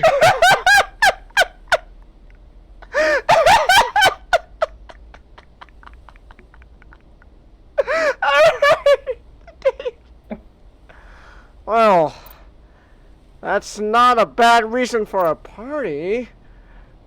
Let's just get this over with. Come on, let the bandit off. Rip it off. Oh no! Nightmare's taking off her shoes again! Empty-handed I entered the world, barefoot I leave it. Overdosing on sugar. He doesn't say that he doesn't say that he's just over codeine and sugar. What's going on here? None of you seem all that excited. Yeah, it's a party about Hitler being dead. What could be so bad? You're gonna find out why very soon. Firstly, I'd like to thank you all for coming. You know how much this day means to me, and... Speech! Speech! Speech! What's that? You already want me to get to my speech? No! It's always the same speech! You just make it longer every year! As you know, we're celebrating 80 years since Hitler ate lead, so I put extra effort to make sure this special young person to commemorate this momentous occasion.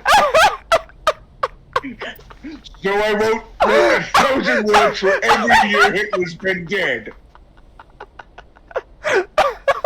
Oh, no.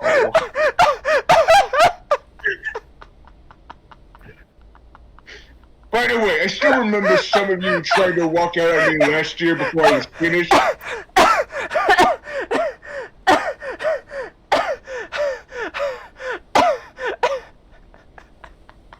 So this time I made sure to lock all the doors, and no one's leaving until I'm finished.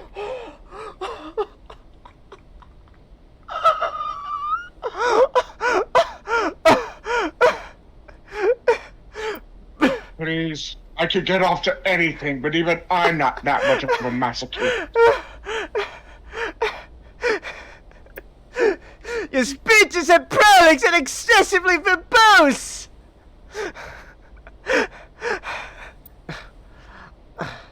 I'm impressed you know what those words mean, Rumble. Also, I just accidentally just showed private files. Okay, that's something I'm gonna have to edit after the stream. Oh my gosh.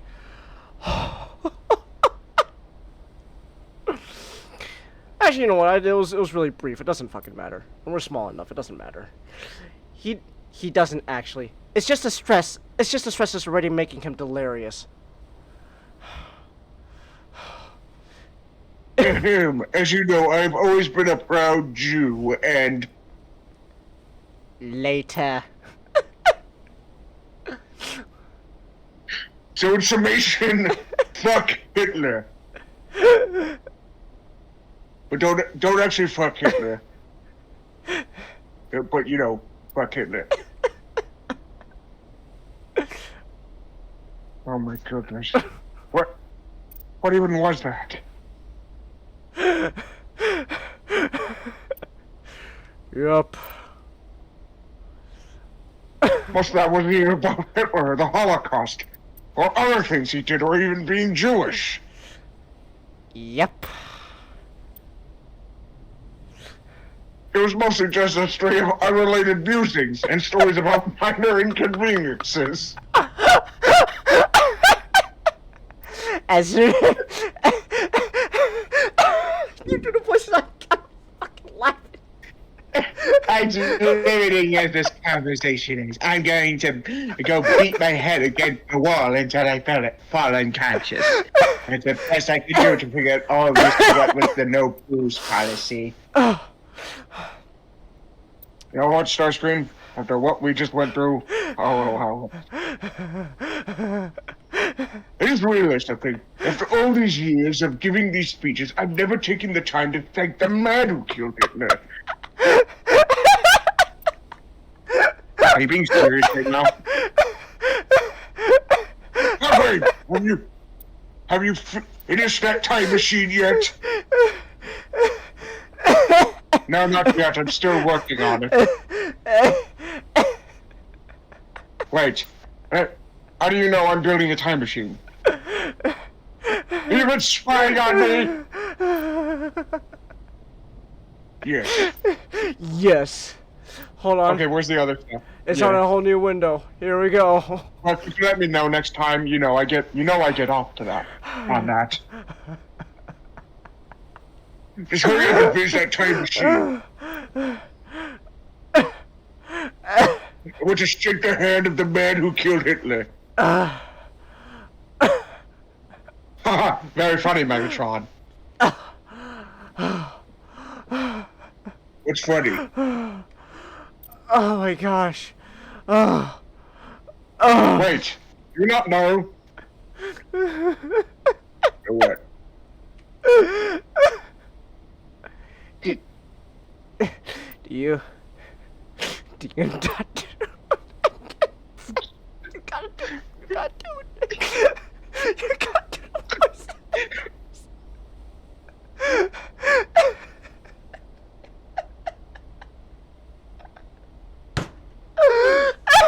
it. You didn't know who killed Hitler? There's a lot of soldiers around during the Battle of Berlin. With a time machine, I'll be able to find out for sure. Megatron, do you not know how Hitler died? Of course I know. He was shot in the head. He was shot when the Red Army sacked Berlin, like it says in the old nursery rhyme. Something, something. With a great big bang and a bullet to the head, go tell Stalin Hitler's dead. I'm actually lightheaded. I'm lightheaded right now. I'm lightheaded right now. Oh my. Something. No one ever told me. No one ever told me to tell communists. Megatron, that guy who killed Hitler, he did some pretty bad things.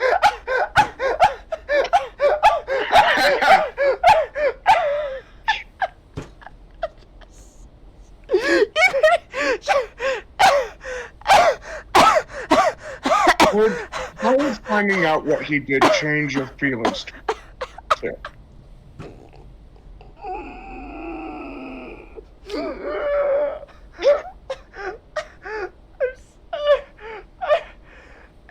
I suppose at worst I may have neutral feelings, but still I have some level of respect, given that he did kill history's second greatest monster. I think that would have earned him some leeway.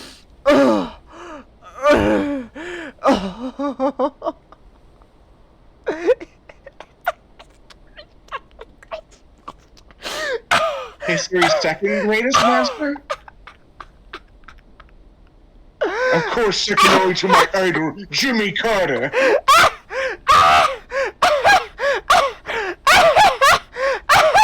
His legacy outlived the very stars. What? What is it?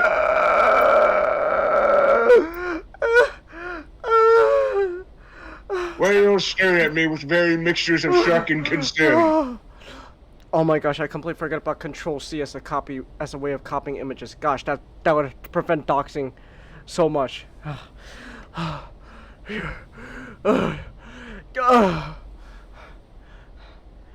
get it, Teddy.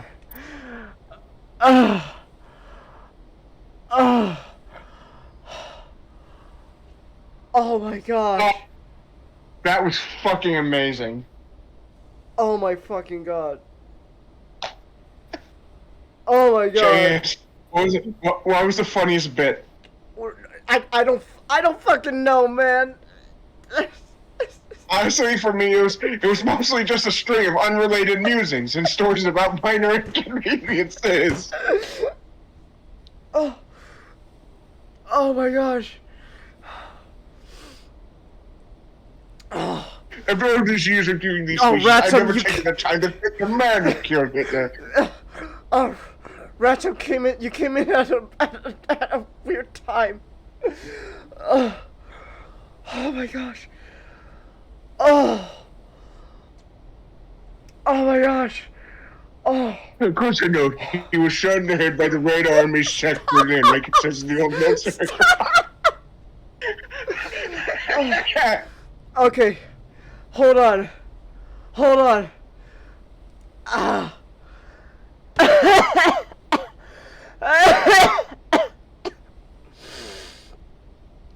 Oh my gosh. Okay. Okay. Oh my gosh. Okay, actually, you know what? We're gonna have to take a quick break, cause I need to like get some water and shit. I'm fucking lightheaded from laughing. Oh my gosh. That was a great one. Oh, I hope. Just Oh my gosh. what even was that? Was that wasn't even about the Holocaust or other things he did, or even being Jewish. It was mostly just a string of unrelated musings and stories about minor inconvenience.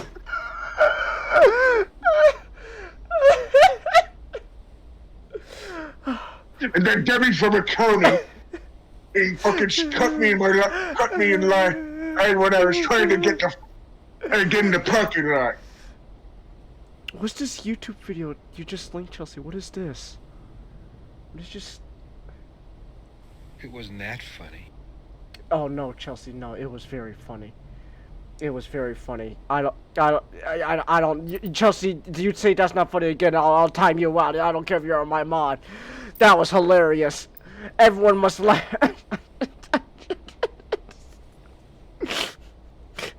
The fucking out of nowhere random. Why did no one tell me to tell me it's communist? Tell me you're communist. It just came out of nowhere, unprovoked. Oh my gosh. Case, what kills me is that one line with what Optus says. Because it implies, it's because of the implication of his speech. It was also just a string of unrelated news and stories about minor inconveniences.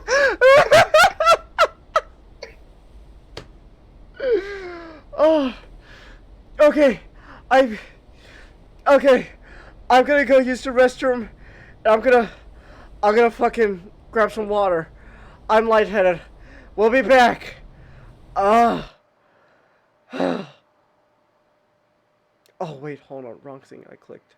Oh my gosh, wait. Now, just a quick reminder that you can support me through Stream Elements. It is completely optional, but your support allows me to keep making content such as buying new games and more. I love pussy! But, I guess... Oh! That's great! I knocked him out with a door! Hell yeah! Yeah! That's what it's all about. Just knock him out with the door. Bam! Alright, there we go. The expert here. Trying to get the expert. Come. Rose has her face buried in her chest. Oh, great. She's already fucking ugly crying, Nick! Oh my goodness! Oh my gosh! There. She's already ugly crying. Look at this. Look at the description. Face buried in chest. Her body shaking with sobs as she holds onto my shoulders with gloved hand. She's ugly crying already. Oh my goodness. Hey, come on. It already made Rosa cry.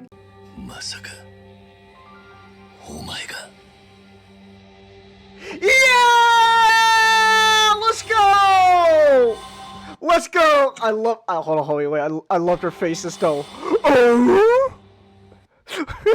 Knockable Strike look like the monkey neuron activation meme. Just oh!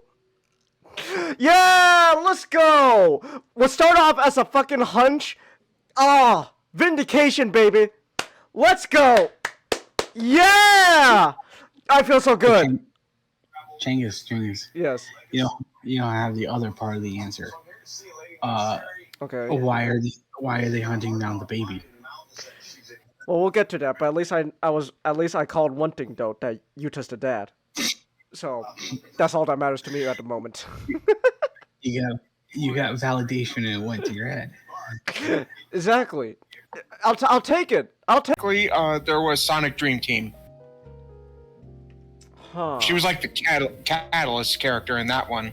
Oh, she was. Okay. Yeah, Eggman abducted her. Ah. That does not sound good out of context. No. I'm gonna need a lot of context there, man. She wanted to enter. He wanted to enter her. That's also worse. Ava. All right. She a pretty girl. Oh. What are you doing, woman?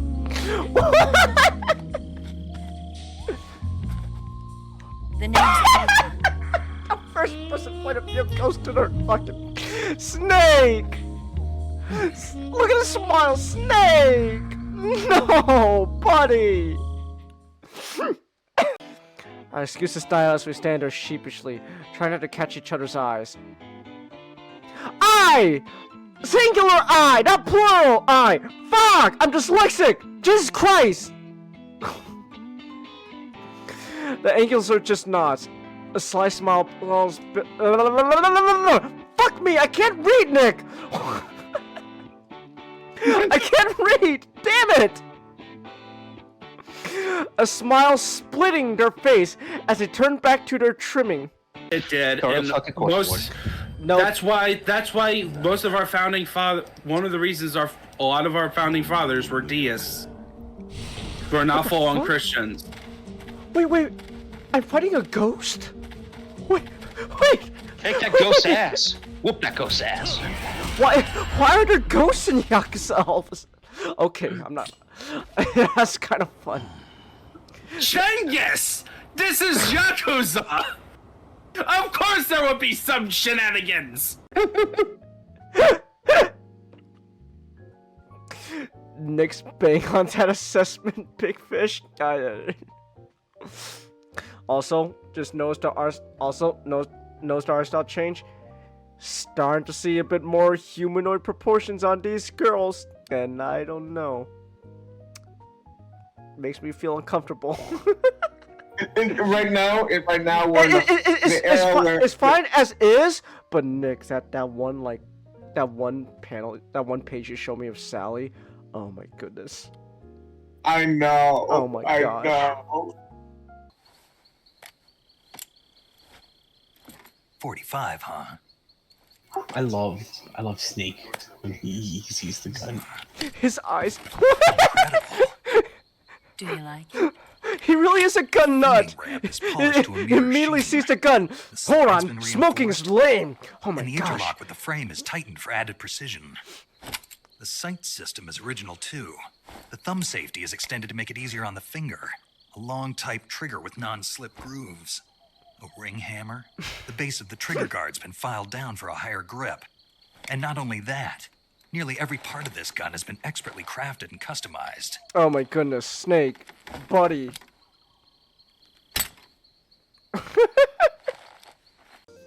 Wonder if Rosa wouldn't mind coming along. The three of us hanging out sounds like fun. Thanks, not much stops me dead.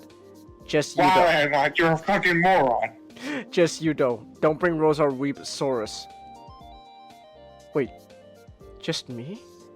What's with her? Oh my gosh, he's so dense. He's so dense. Fucking moron. He's You're so a fucking dense. idiot. He's so dense. First just one Rosa and Stella hanging around band practice, but now this?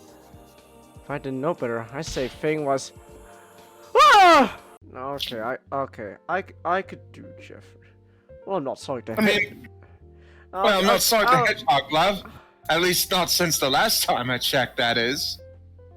No, see, if you're doing Jeffrey and I'm doing Sally, it's just gonna make things even more uncomfortable than it is. Yeah, let's do it. What are you doing here? And what's with this strong arm stuff? I thought we were friends. I thought we were more.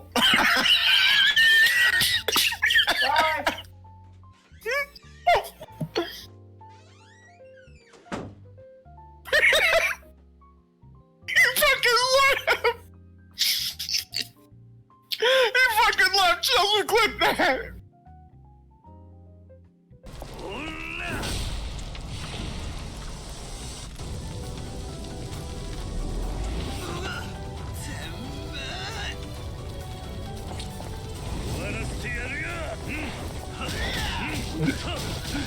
Are you there, Cengiz?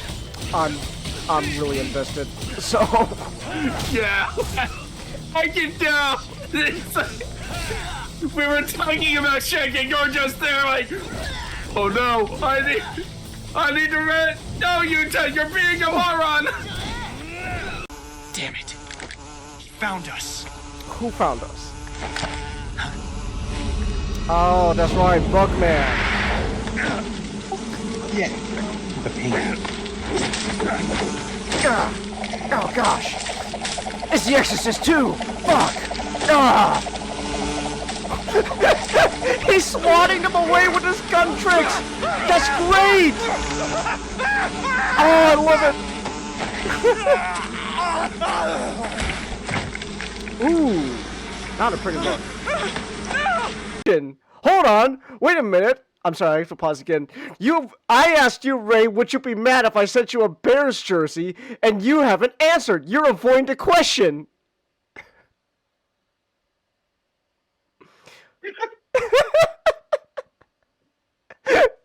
He's avoiding the question, Nick. Hold on, Chase. Let me. Yes. Actually, give me a second. Let me examine your thought process really quick. You're willing to pay whatever for a Bears jersey to send it to Ray to get mad for him to pay money, which might be less than the jersey you paid for to get the 40 to pay for the flesh.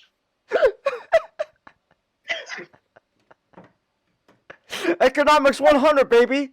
Let's go. It's the art of the deal. I am clipping this. I am clipping this.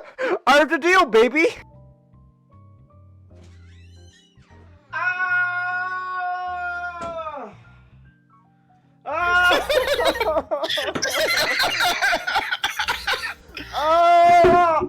My mic. All right. I am back. Hey. Man, I'm not lying. I'm still a little dizzy. A part of me wants to say a quote from the command, but at the same time, I don't want to fucking kill you again. Just which one is it, real quick? I was gonna say. Is it the minor? It wasn't even about Hitler or the Holocaust, or the things he did, or he was being Jewish. It was supposed to be just a story about unrelated music. The stories about minor inconveniences. That's just a really good one, man. It's such a fucking great line about our version of Megatron.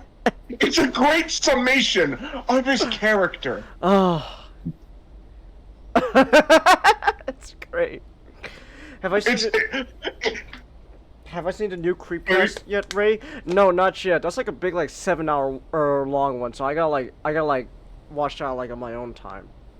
I gotta watch it on my own time. I gotta watch it still though. Wait, Ray, I have to ask. Knowing Creepcast record, is it long because it's a terrible story, or is it just generally a really good story, but it's just that long?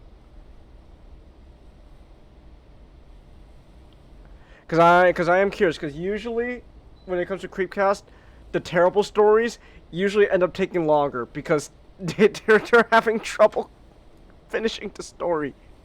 So it's really good. Oh, okay. So it's just a long story, but it's that good. Okay, all right. Well, if I recall, their Baraska videos combined, it's I think it's several hours long, right? Hold on, let me check something real quick. Oh my gosh, Wendigoon back-to-back uploads. First he uploads on Wendigang, and then now on his main channel, a new Wendigoon video. Damn, Isaiah's on a roll. Which video? It released 2 hours ago. Are airplane crash positions designed to kill you? Oh. So that'll be fun. But hold on. Let me just check something real quick. Let me see something real quick. Okay, creepcast. Oh, something I just Yeah. trigger warning. This story depicts and has conversations surrounding SA and other things Shockwave likes.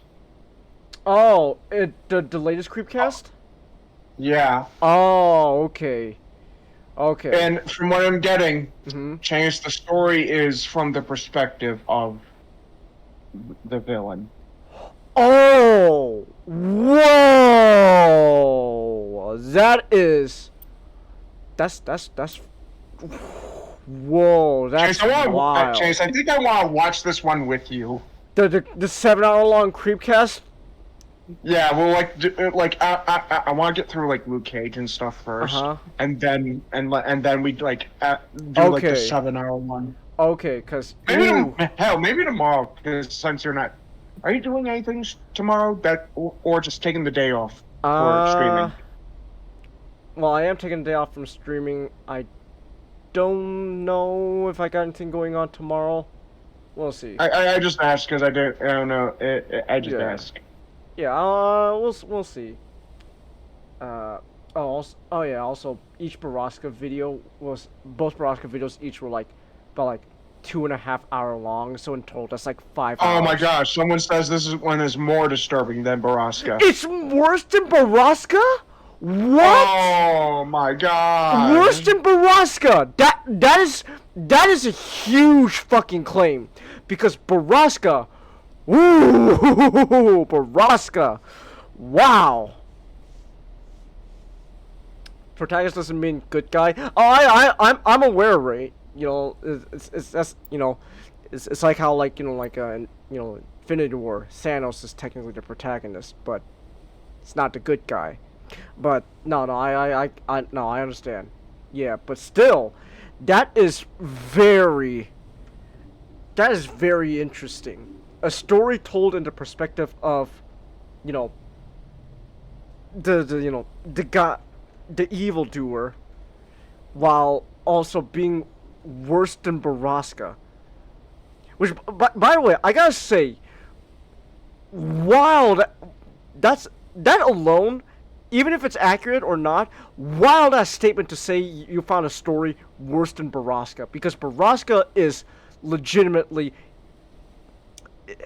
it's a really, Baraska's really fucking good, but it's also just, ooh, cause like that is an evil story. Baraska's an evil story, man, in a sense that, like, it just really shows just the depths of, you know, human evil.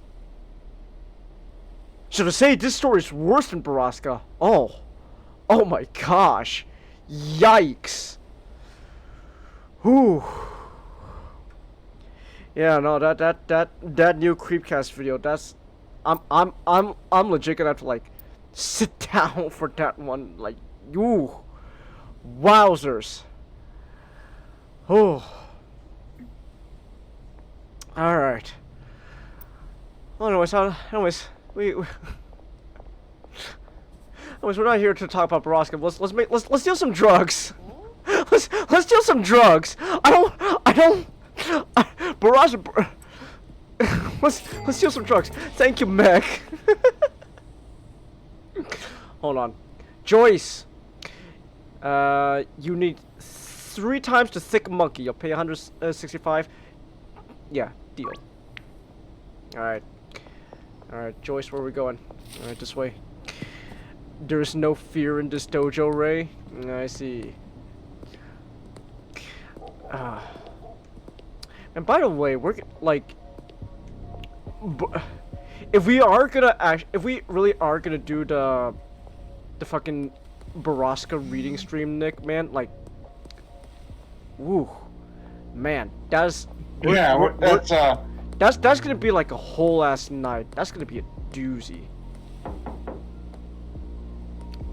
Oh, I'm just saying, that's gonna be quite the doozy, man.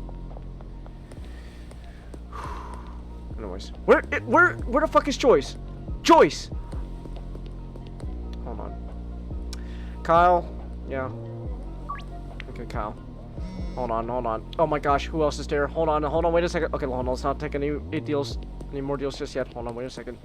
Joyce, where are you? Oh my gosh, I gotta wait for a bit. You're not available at the moment. Outside brown apartment block, room number 2. Genghis, Yes. I read this because apparently it's his own TV tropes page. Mm-hmm. The story Spy in the Woods. Someone puts on hypocrite. The protagonist introduces himself as someone that recognizes the misogyny of several local ghost stories as something to punish women with. He then goes on to define another female character by only her looks. Wow. That's such a okay. Megatron thing to do. That is. Oh, there's Joyce. Oh my gosh, Joyce. Here, take the 3 times the thick monkey. Oh, wait, here we go, Joyce. Here we go. Alright, Kyle, where are you, Kyle? Hold on. You love to help with that, the Baraska thing, man? I mean, I don't know, man. Oh, no, no. You're not fucking body searching me. You're not getting me, you bastards. I refuse to be arrested. Joyce, how the fuck did you teleport, Joyce? Hold on. I got it. Hold on. Wait, Kyle, stay there for a bit, Kyle. Hold on. I just gotta lose the cops. Alright. There we go. Let's just stay in here. Oh, the cops are Okay, so you know what I'm shit, thinking about right now? Outside. The cops are outside. Yeah. Baby and ceiling fan. That's all you need to know. You know exactly what I'm thinking of right now. She was 2 months old, Nick. Just swinging around. You know what it is, Nick? It's the absurdity behind such an idea that like Yeah. it's so awful that it's such a fucking god awful like idea that it just circles back to being hilarious.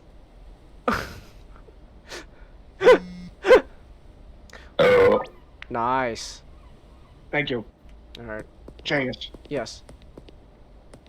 What was I gonna say? I was gonna say something, I forgot. Oh yeah. Damon! Damon! Hellfire! All right, here you go, Peter. Hold on. He is Come on. so close. He is right there. He's right there, man. He Fuck is- you, Peter. he Fuck you, is Peter. so Fuck you, close. Peter. Pervert. I'll take your money though, Peter, but you're still a pervert. Hold on, wait, hold on, Peter. Peter, go into water. Go into water, Peter. Can you actually drown? He's just down there! No, he's not drowning. He's just sleeping in the water, man. he's just sleeping in the water. That's great. That's fucking wild. That is wild. All right, hold on. We gotta go to Doris to make a deal.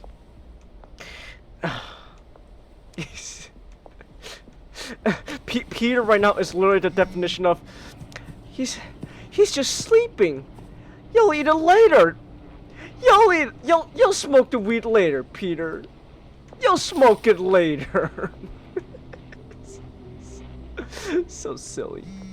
All right, hold on, Doris. Where are you? But Genghis, I saw a movie Sunday, and I've been wanting to, talk to you about it. What'd you see? I saw Sinners. Oh, what'd you think? Oh my gosh, it's so good. It's great, man. Oh, it's great. Oh my gosh, it's so fucking good. Okay, hold on, wait. Did you, after watching it, did you understand what I meant by one scene that I went, holy shit, they're actually doing this. This is amazing. Is it the scene when Preacher Boy goes on stage and he starts playing? No, but that is also legitimately another fantastic scene. Holy shit, that's an amazing scene. That was great. Okay, Amazing sequence. Okay. Amazing sequence. Okay, if you haven't seen Sinners, all I'm gonna say is, and I hope you understand this, Nick, the river. The river. The Nick. river. it sounds familiar. Why do I? The River, Nick. With Preacher I Boy, know- I- Preacher Boy and the vampire. Oh, now I know. Now I remember. Yeah! Yeah. Okay. Yeah! That's all you needed to say. Yeah. Holy shit. Yeah. Yeah, when they did that, that was the scene I was talking about, Nick. When they did that, I legit out loud in theaters went, "Oh my gosh, you're actually doing this! Holy shit! This is cinema." Vampires would fucking do that. They would, like, oh my gosh, what, like, what, you know what I love about it's like what legit what better way for a vampire to, you know, say fuck you to God. Yeah. Oh my gosh, it was legit, like, when that happened, I was like, holy shit. Yo. Also, I just accidentally made a deal for a late night deal, so, Also, one of the smartest things the film did was draw parallels between Irish and African American folk music. Yeah. Oh yeah, that was Nick, do you see now what I mean? That, like, Disney do not, like, okay, if Ryan Coogler ever goes to make it like Black Panther 3, I don't blame him, because, you know, it's that fucking Marvel money, man. You know what I'm saying? But he is at his best when it's not Marvel. When it's not Marvel, holy Yeah. shit! Oh gosh, I'm under arrest! Oh, God damn it! Also, I'm an overthinker, but I like the detail of Remic's singing being tied to his strength. Like in the beginning, when he only turned the couple, their song was like weak and painted as a joke. Oh yes. It wasn't until he regained strength and like numbers, the song became louder and more vibrant. And I'm not gonna lie, I always considered the thought of a pack of vampires lurking in the dark, flicking by the corners of my vision to be the scariest way this kind of scenario would play out. Oh. I have to concede, the idea of watching a pack of murderers dancing and singing with glee at the prospect of devouring and turning me is somehow much worse. Dude, I love how the vampires were handled in the movie. Dude, a fucking pre-game like dance number where they I know. Where they're all where celebrating. they both amp themselves up and intimidate. I know. I know, man. It's Also, do you know who played Cornbread? who? Changus. When I say this, it's Okay. gonna fucking. You're gonna. I hope you fucking cackle when I say this. Okay. Glenn's cousin is finally the one doing the tackling. No way! Oh shit! What? Yeah. I was Oh like, my I gosh! feel like I've seen this guy somewhere. Yo, that's amazing! Omar Benson Miller.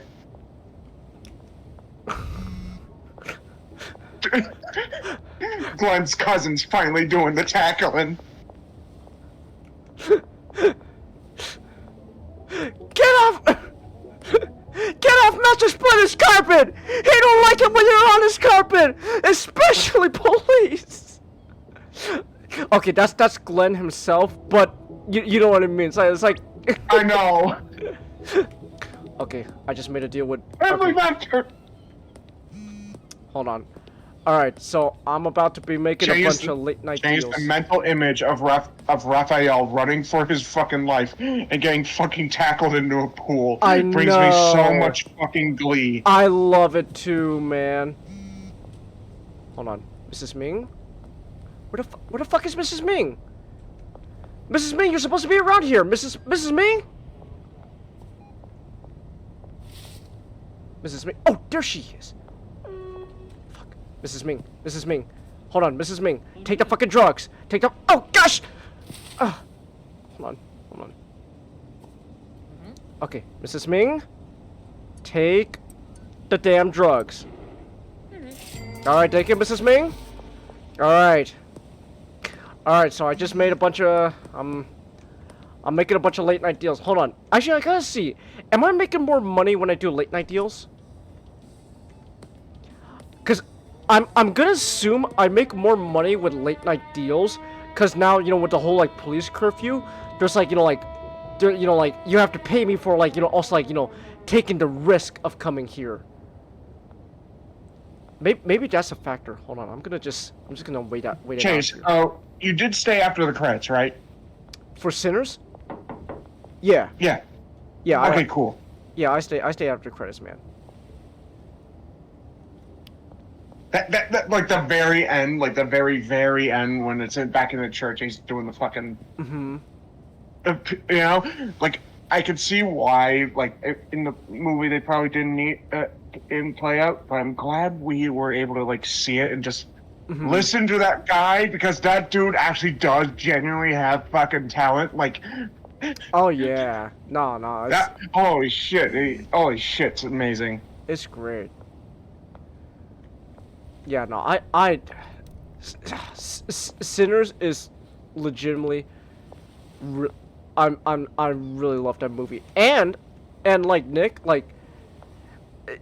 So what does help Sinners a lot is it is, you know, Mr. Coogler, Nick. So like his name is attached to the movie, so Yeah. a lot of people are gonna go watch Sinners because Ryan Coogler. Yeah, Ryan Coogler. The guy who did, you know, like Black Panther and Creed and all that, right? But then also like legitimately, like so like that gets you know like people's attention for Ryan Coogler. But then I think what also helps is that it is like you know people go in for Ryan Coogler or for his like name. And they come out like, oh yeah, that was legit fantastic. There you are, fuck's sake, Peggy. You're late. You're late, Peggy. Take your goddamn drugs.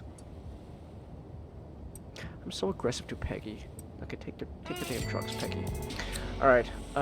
Who's gonna give me a lot of money? Ooh, Dean. Hold on, Dean. You got it. Me on the West Bridge. You got it, Dean. I'm coming, Dean. Hold on. Hold on, I think I'm legit actually making more money doing late night deals than daytime deals because I think the risk factor is there. Hold on. Okay, Dean. Okay, I'm getting closer to Dean. All right, hold on a second.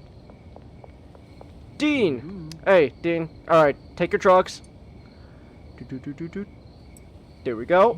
Thank you, Dean. Look at that, 415. Oh, yes, I do. Yes, I do. I get more money because there's a curfew bonus. Yeah, because it's the risk factor. I'm doing this because oh fuck. I'm not getting caught. I'm not getting caught. Okay, hold on a second. Okay. Let's see. Okay, so you know what? I'm starting to run a little bit low on the surplus, but Jesse? Alright, Jesse, let's make a deal. Where are we going, Jesse? This way? Alright, Jesse, I'm coming, girl. I'm coming, girlfriend. Girlfriend! Hey, girlfriend!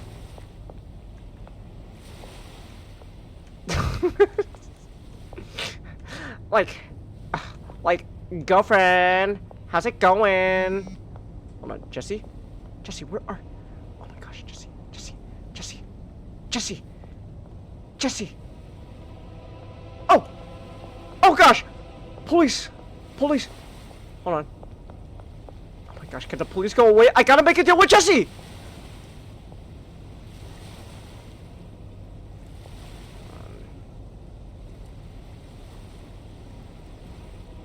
Gosh, this police officer won't go away. I need to... Okay, you know what? Actually, you know what? I'm gonna have to, like, circle around to Jesse, like, hide in the shadows. I gotta hide in the shadows, man. Alright, here we go. Like daisies and shit. Oh my gosh, Jesse! Why did you choose such a terrible spot for me to deal you drugs? Oh, okay, here we go. Hold on. Jesse? Okay, Jesse, hold on. Hold on, Jesse! Be patient with me, goddamn you! There we go! Fuck's sake, Jesse, you got your fucking drugs. Are you happy now, bitch? Fuck's sake. Okay. Smart idea. Maybe it's time to head back home. Unless you got a safer option. No, I think I'm gonna go back home because so far it seems like all the big money deals have been pretty much made. So, plus I'm starting to run a little bit low on surplus. I still got a lot of surplus, but I just already went through like halfway through all my drugs. So what I'm gonna do is, Not. Have you seen Sinners? No, when did you come in? Just now. Just now? Just now. How you doing, Not? So, I was gonna try to watch it today, Ah. but they like the showings were so far apart, and I'm like, well, episode 3, the last days is today. Yeah. Okay. So- I get you. So like, hopefully this Friday I can squeeze in Sinners finally. Okay. It's a good one. It's a good one. I'll give you that. Sinners is really good. I loved Sinners. Best movie of the year for me so far. Granted, there's not much competition. Oh no, yes, Sinners is no doubt like the best movie this year. I do got a list. I got a list of like all the movies that. The only came out other this- movie I watched this year, I believe, to my knowledge, is a Minecraft movie. Yeah, no way. That's gonna. That's There's right. no way that one's gonna beat Sinners. I have to technically put it on my list. That's a That's movie. right. You were there with me. What was that like, Chingus, watching a movie with me? Well, for one thing, Nick, unlike you, I had to pay out of my own pocket for a ticket. So, that kind of affects my perception a little more than you, Nick. Nick, you had fucking Cal to leech off of. Okay, leech is a strong word. Leech is a strong word. But Cal paid for your ticket. I had to pay $14 out of my own pocket, Nick, for the Minecraft movie. And I'm not gonna lie.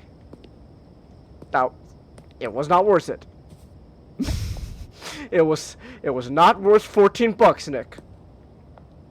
Out of my own pocket.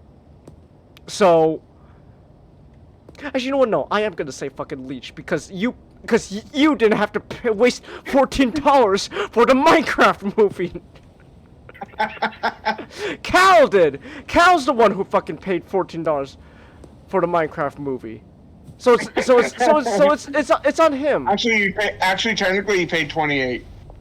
Oh, that's right. Technically, he did. Oh my gosh, how am I supposed to go home? Okay, you know what? Actually, you know what? Fuck it. I'm just gonna have to. Actually, you know what? Fuck it. I'm just gonna have to fucking outrun the police. Or wait, hold on. Wait a minute. We're on to something here. Hold on.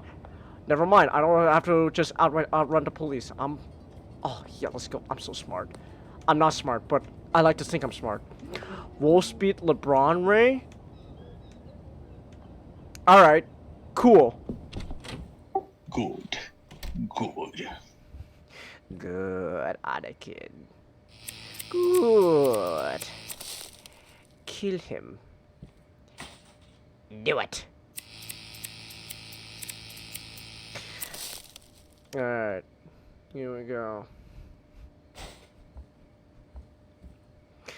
Okay, spend soil. There we go. Oh. I just realized I don't have much soil left. Okay. Okay, I'm gonna need to get some more soil from Dan. Alrighty then. Alright. Chingus. Sushi Kush. Heard of Dark Plagueis the Wise?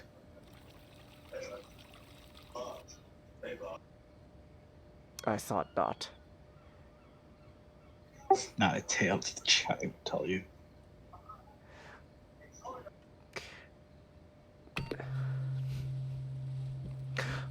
Okay, Nick, I know you said you don't like Star Wars talk anymore, but can I just say real quick, after rewatching Revenge of the Sith today, there is no fucking way Anakin in the Clone Wars is the same guy as in the movies. Nah. No, those are two completely different individuals. Oh yeah. Like,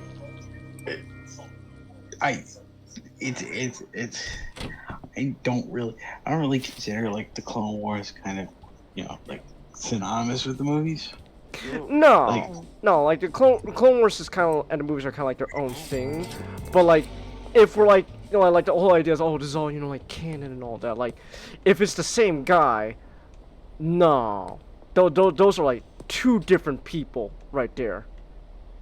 I cannot, I refuse to believe that Anakin from the Clone Wars is the same Anakin in those movies. There is no way that is actually possible. Like they're just so drastically different. Actually, you know what, let me add 20 more backies. So yeah, so no, no, there's no way that yeah, that they're the same individual. like you man, I don't know. So what did you think of Sith's Revenge? Not rewatching it. Oh, I had a great time. You had a great time. Yeah, it's It was fine. It was nice. It was, it's it is the last Star Wars film we had until the 2009 Clone Wars. That's right. That's right. Okay. The only thing I really care about the new Clone Wars movie is, I mean, that Clone Wars movie is, I think it's just fucking funny that Rhoda, the little fucking shithead, ended up becoming jacked. And apparently that's also Carmi from the Bear. fucking Wada in the hut. Carmi got jacked for some reason. What?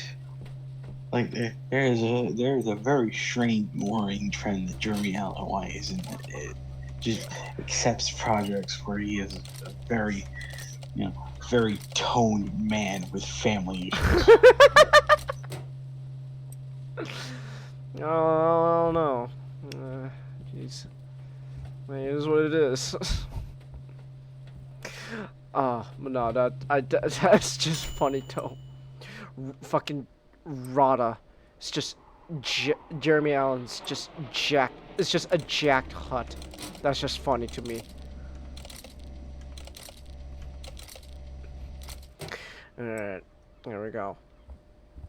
Also, another thing I can also say now is, after rewatching, because I haven't really watched, anything Star Wars in a while, so after rewatching Revenge of the Sith, just watching anything Star Wars, really just dawns on me, holy shit. Star Wars and Dune are, complete opposites of each other. Oh my gosh, there's... I don't, if there is any influence Dune has on Star Wars, Star Wars is just, George has made it so fucking far removed, because he's like, oh man, hey, so would it be funny if there's this so hear me out, guys. So R2, right, in the beginning, he gets caught by a bunch of other droids, and then he spills oil all over them, and they slip all over it on the floor. It's funny, isn't it?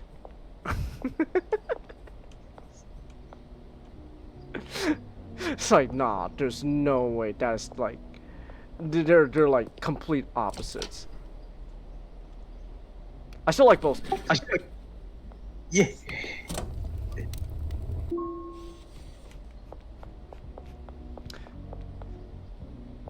Alright. I need the rest of my bags. Thank you.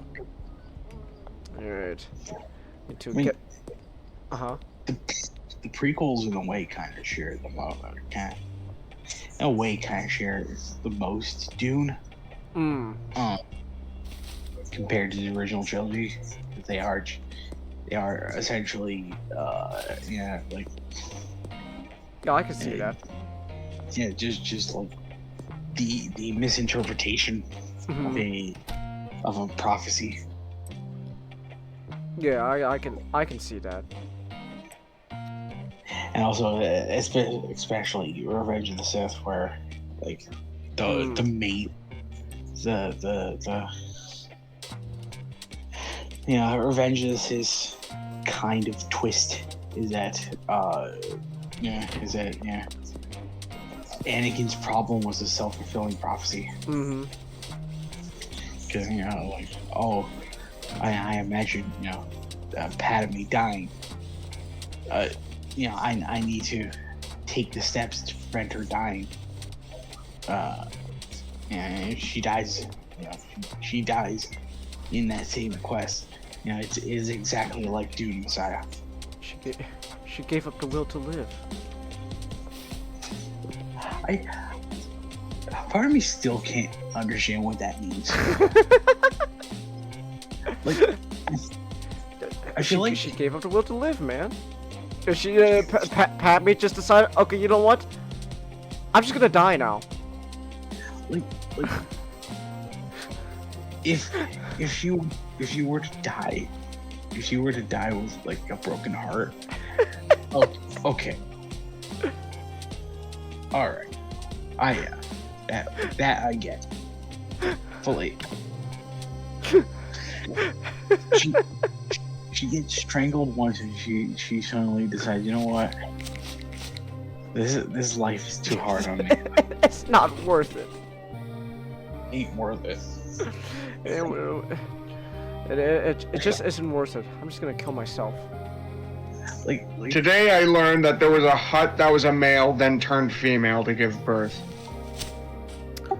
Wait, like I'm wait, not okay with this. legit? Wait. So not just like it's not just like a trans thing. Legit, actual gender swap to give birth. Yeah. Nick, it's the fucking Huts, okay? They're all a bunch of fucking disgusting scumbags. Who fucking cares about them? at the risk of sounding really racist and bigot, I do not like the Huts. They're all literal scum. They all literally become gangsters. So like I feel like killing the Huts really is just a net good for the galaxy. It's just a net good for the galaxy. I don't hot take, but I don't really care for the Huts. So that said, Jack Rada is still fucking hilarious. So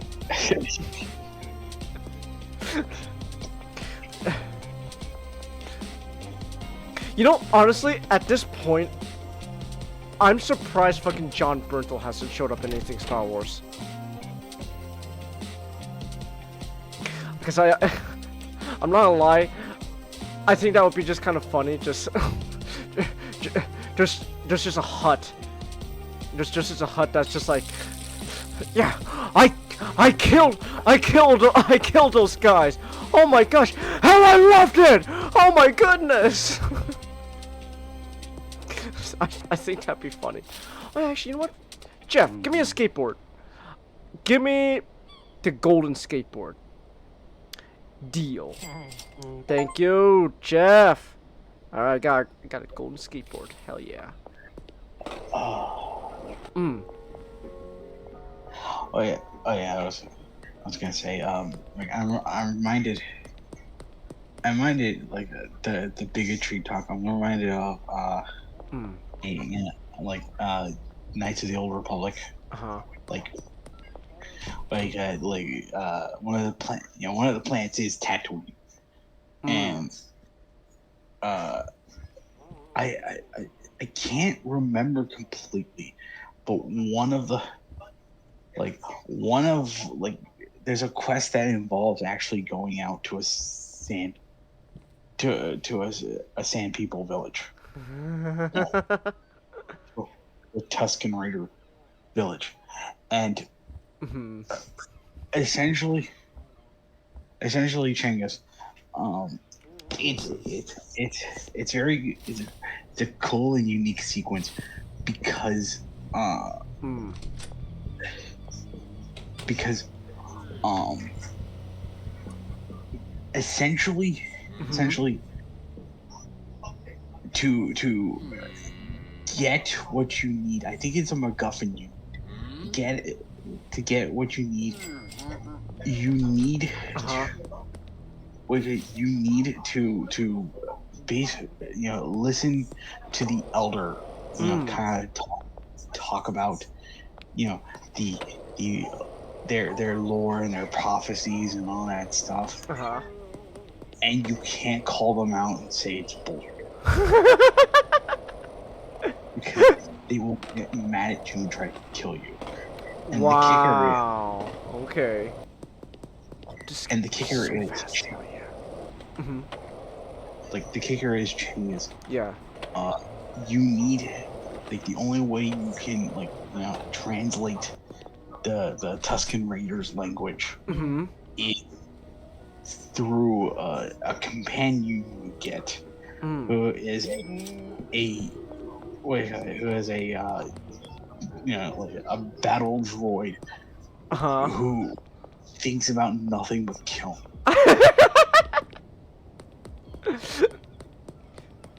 So if they're at, like, just He just likes killing, guys. like, listen, you listen to, like, this Tuscan Raider elder just talk about this grand epic, and then your companion, like Uh-huh. like the that robot companion translating is like, basically is telling you this is all bullshit. When can I kill him? That's amazing. That's great. Wow, I love that.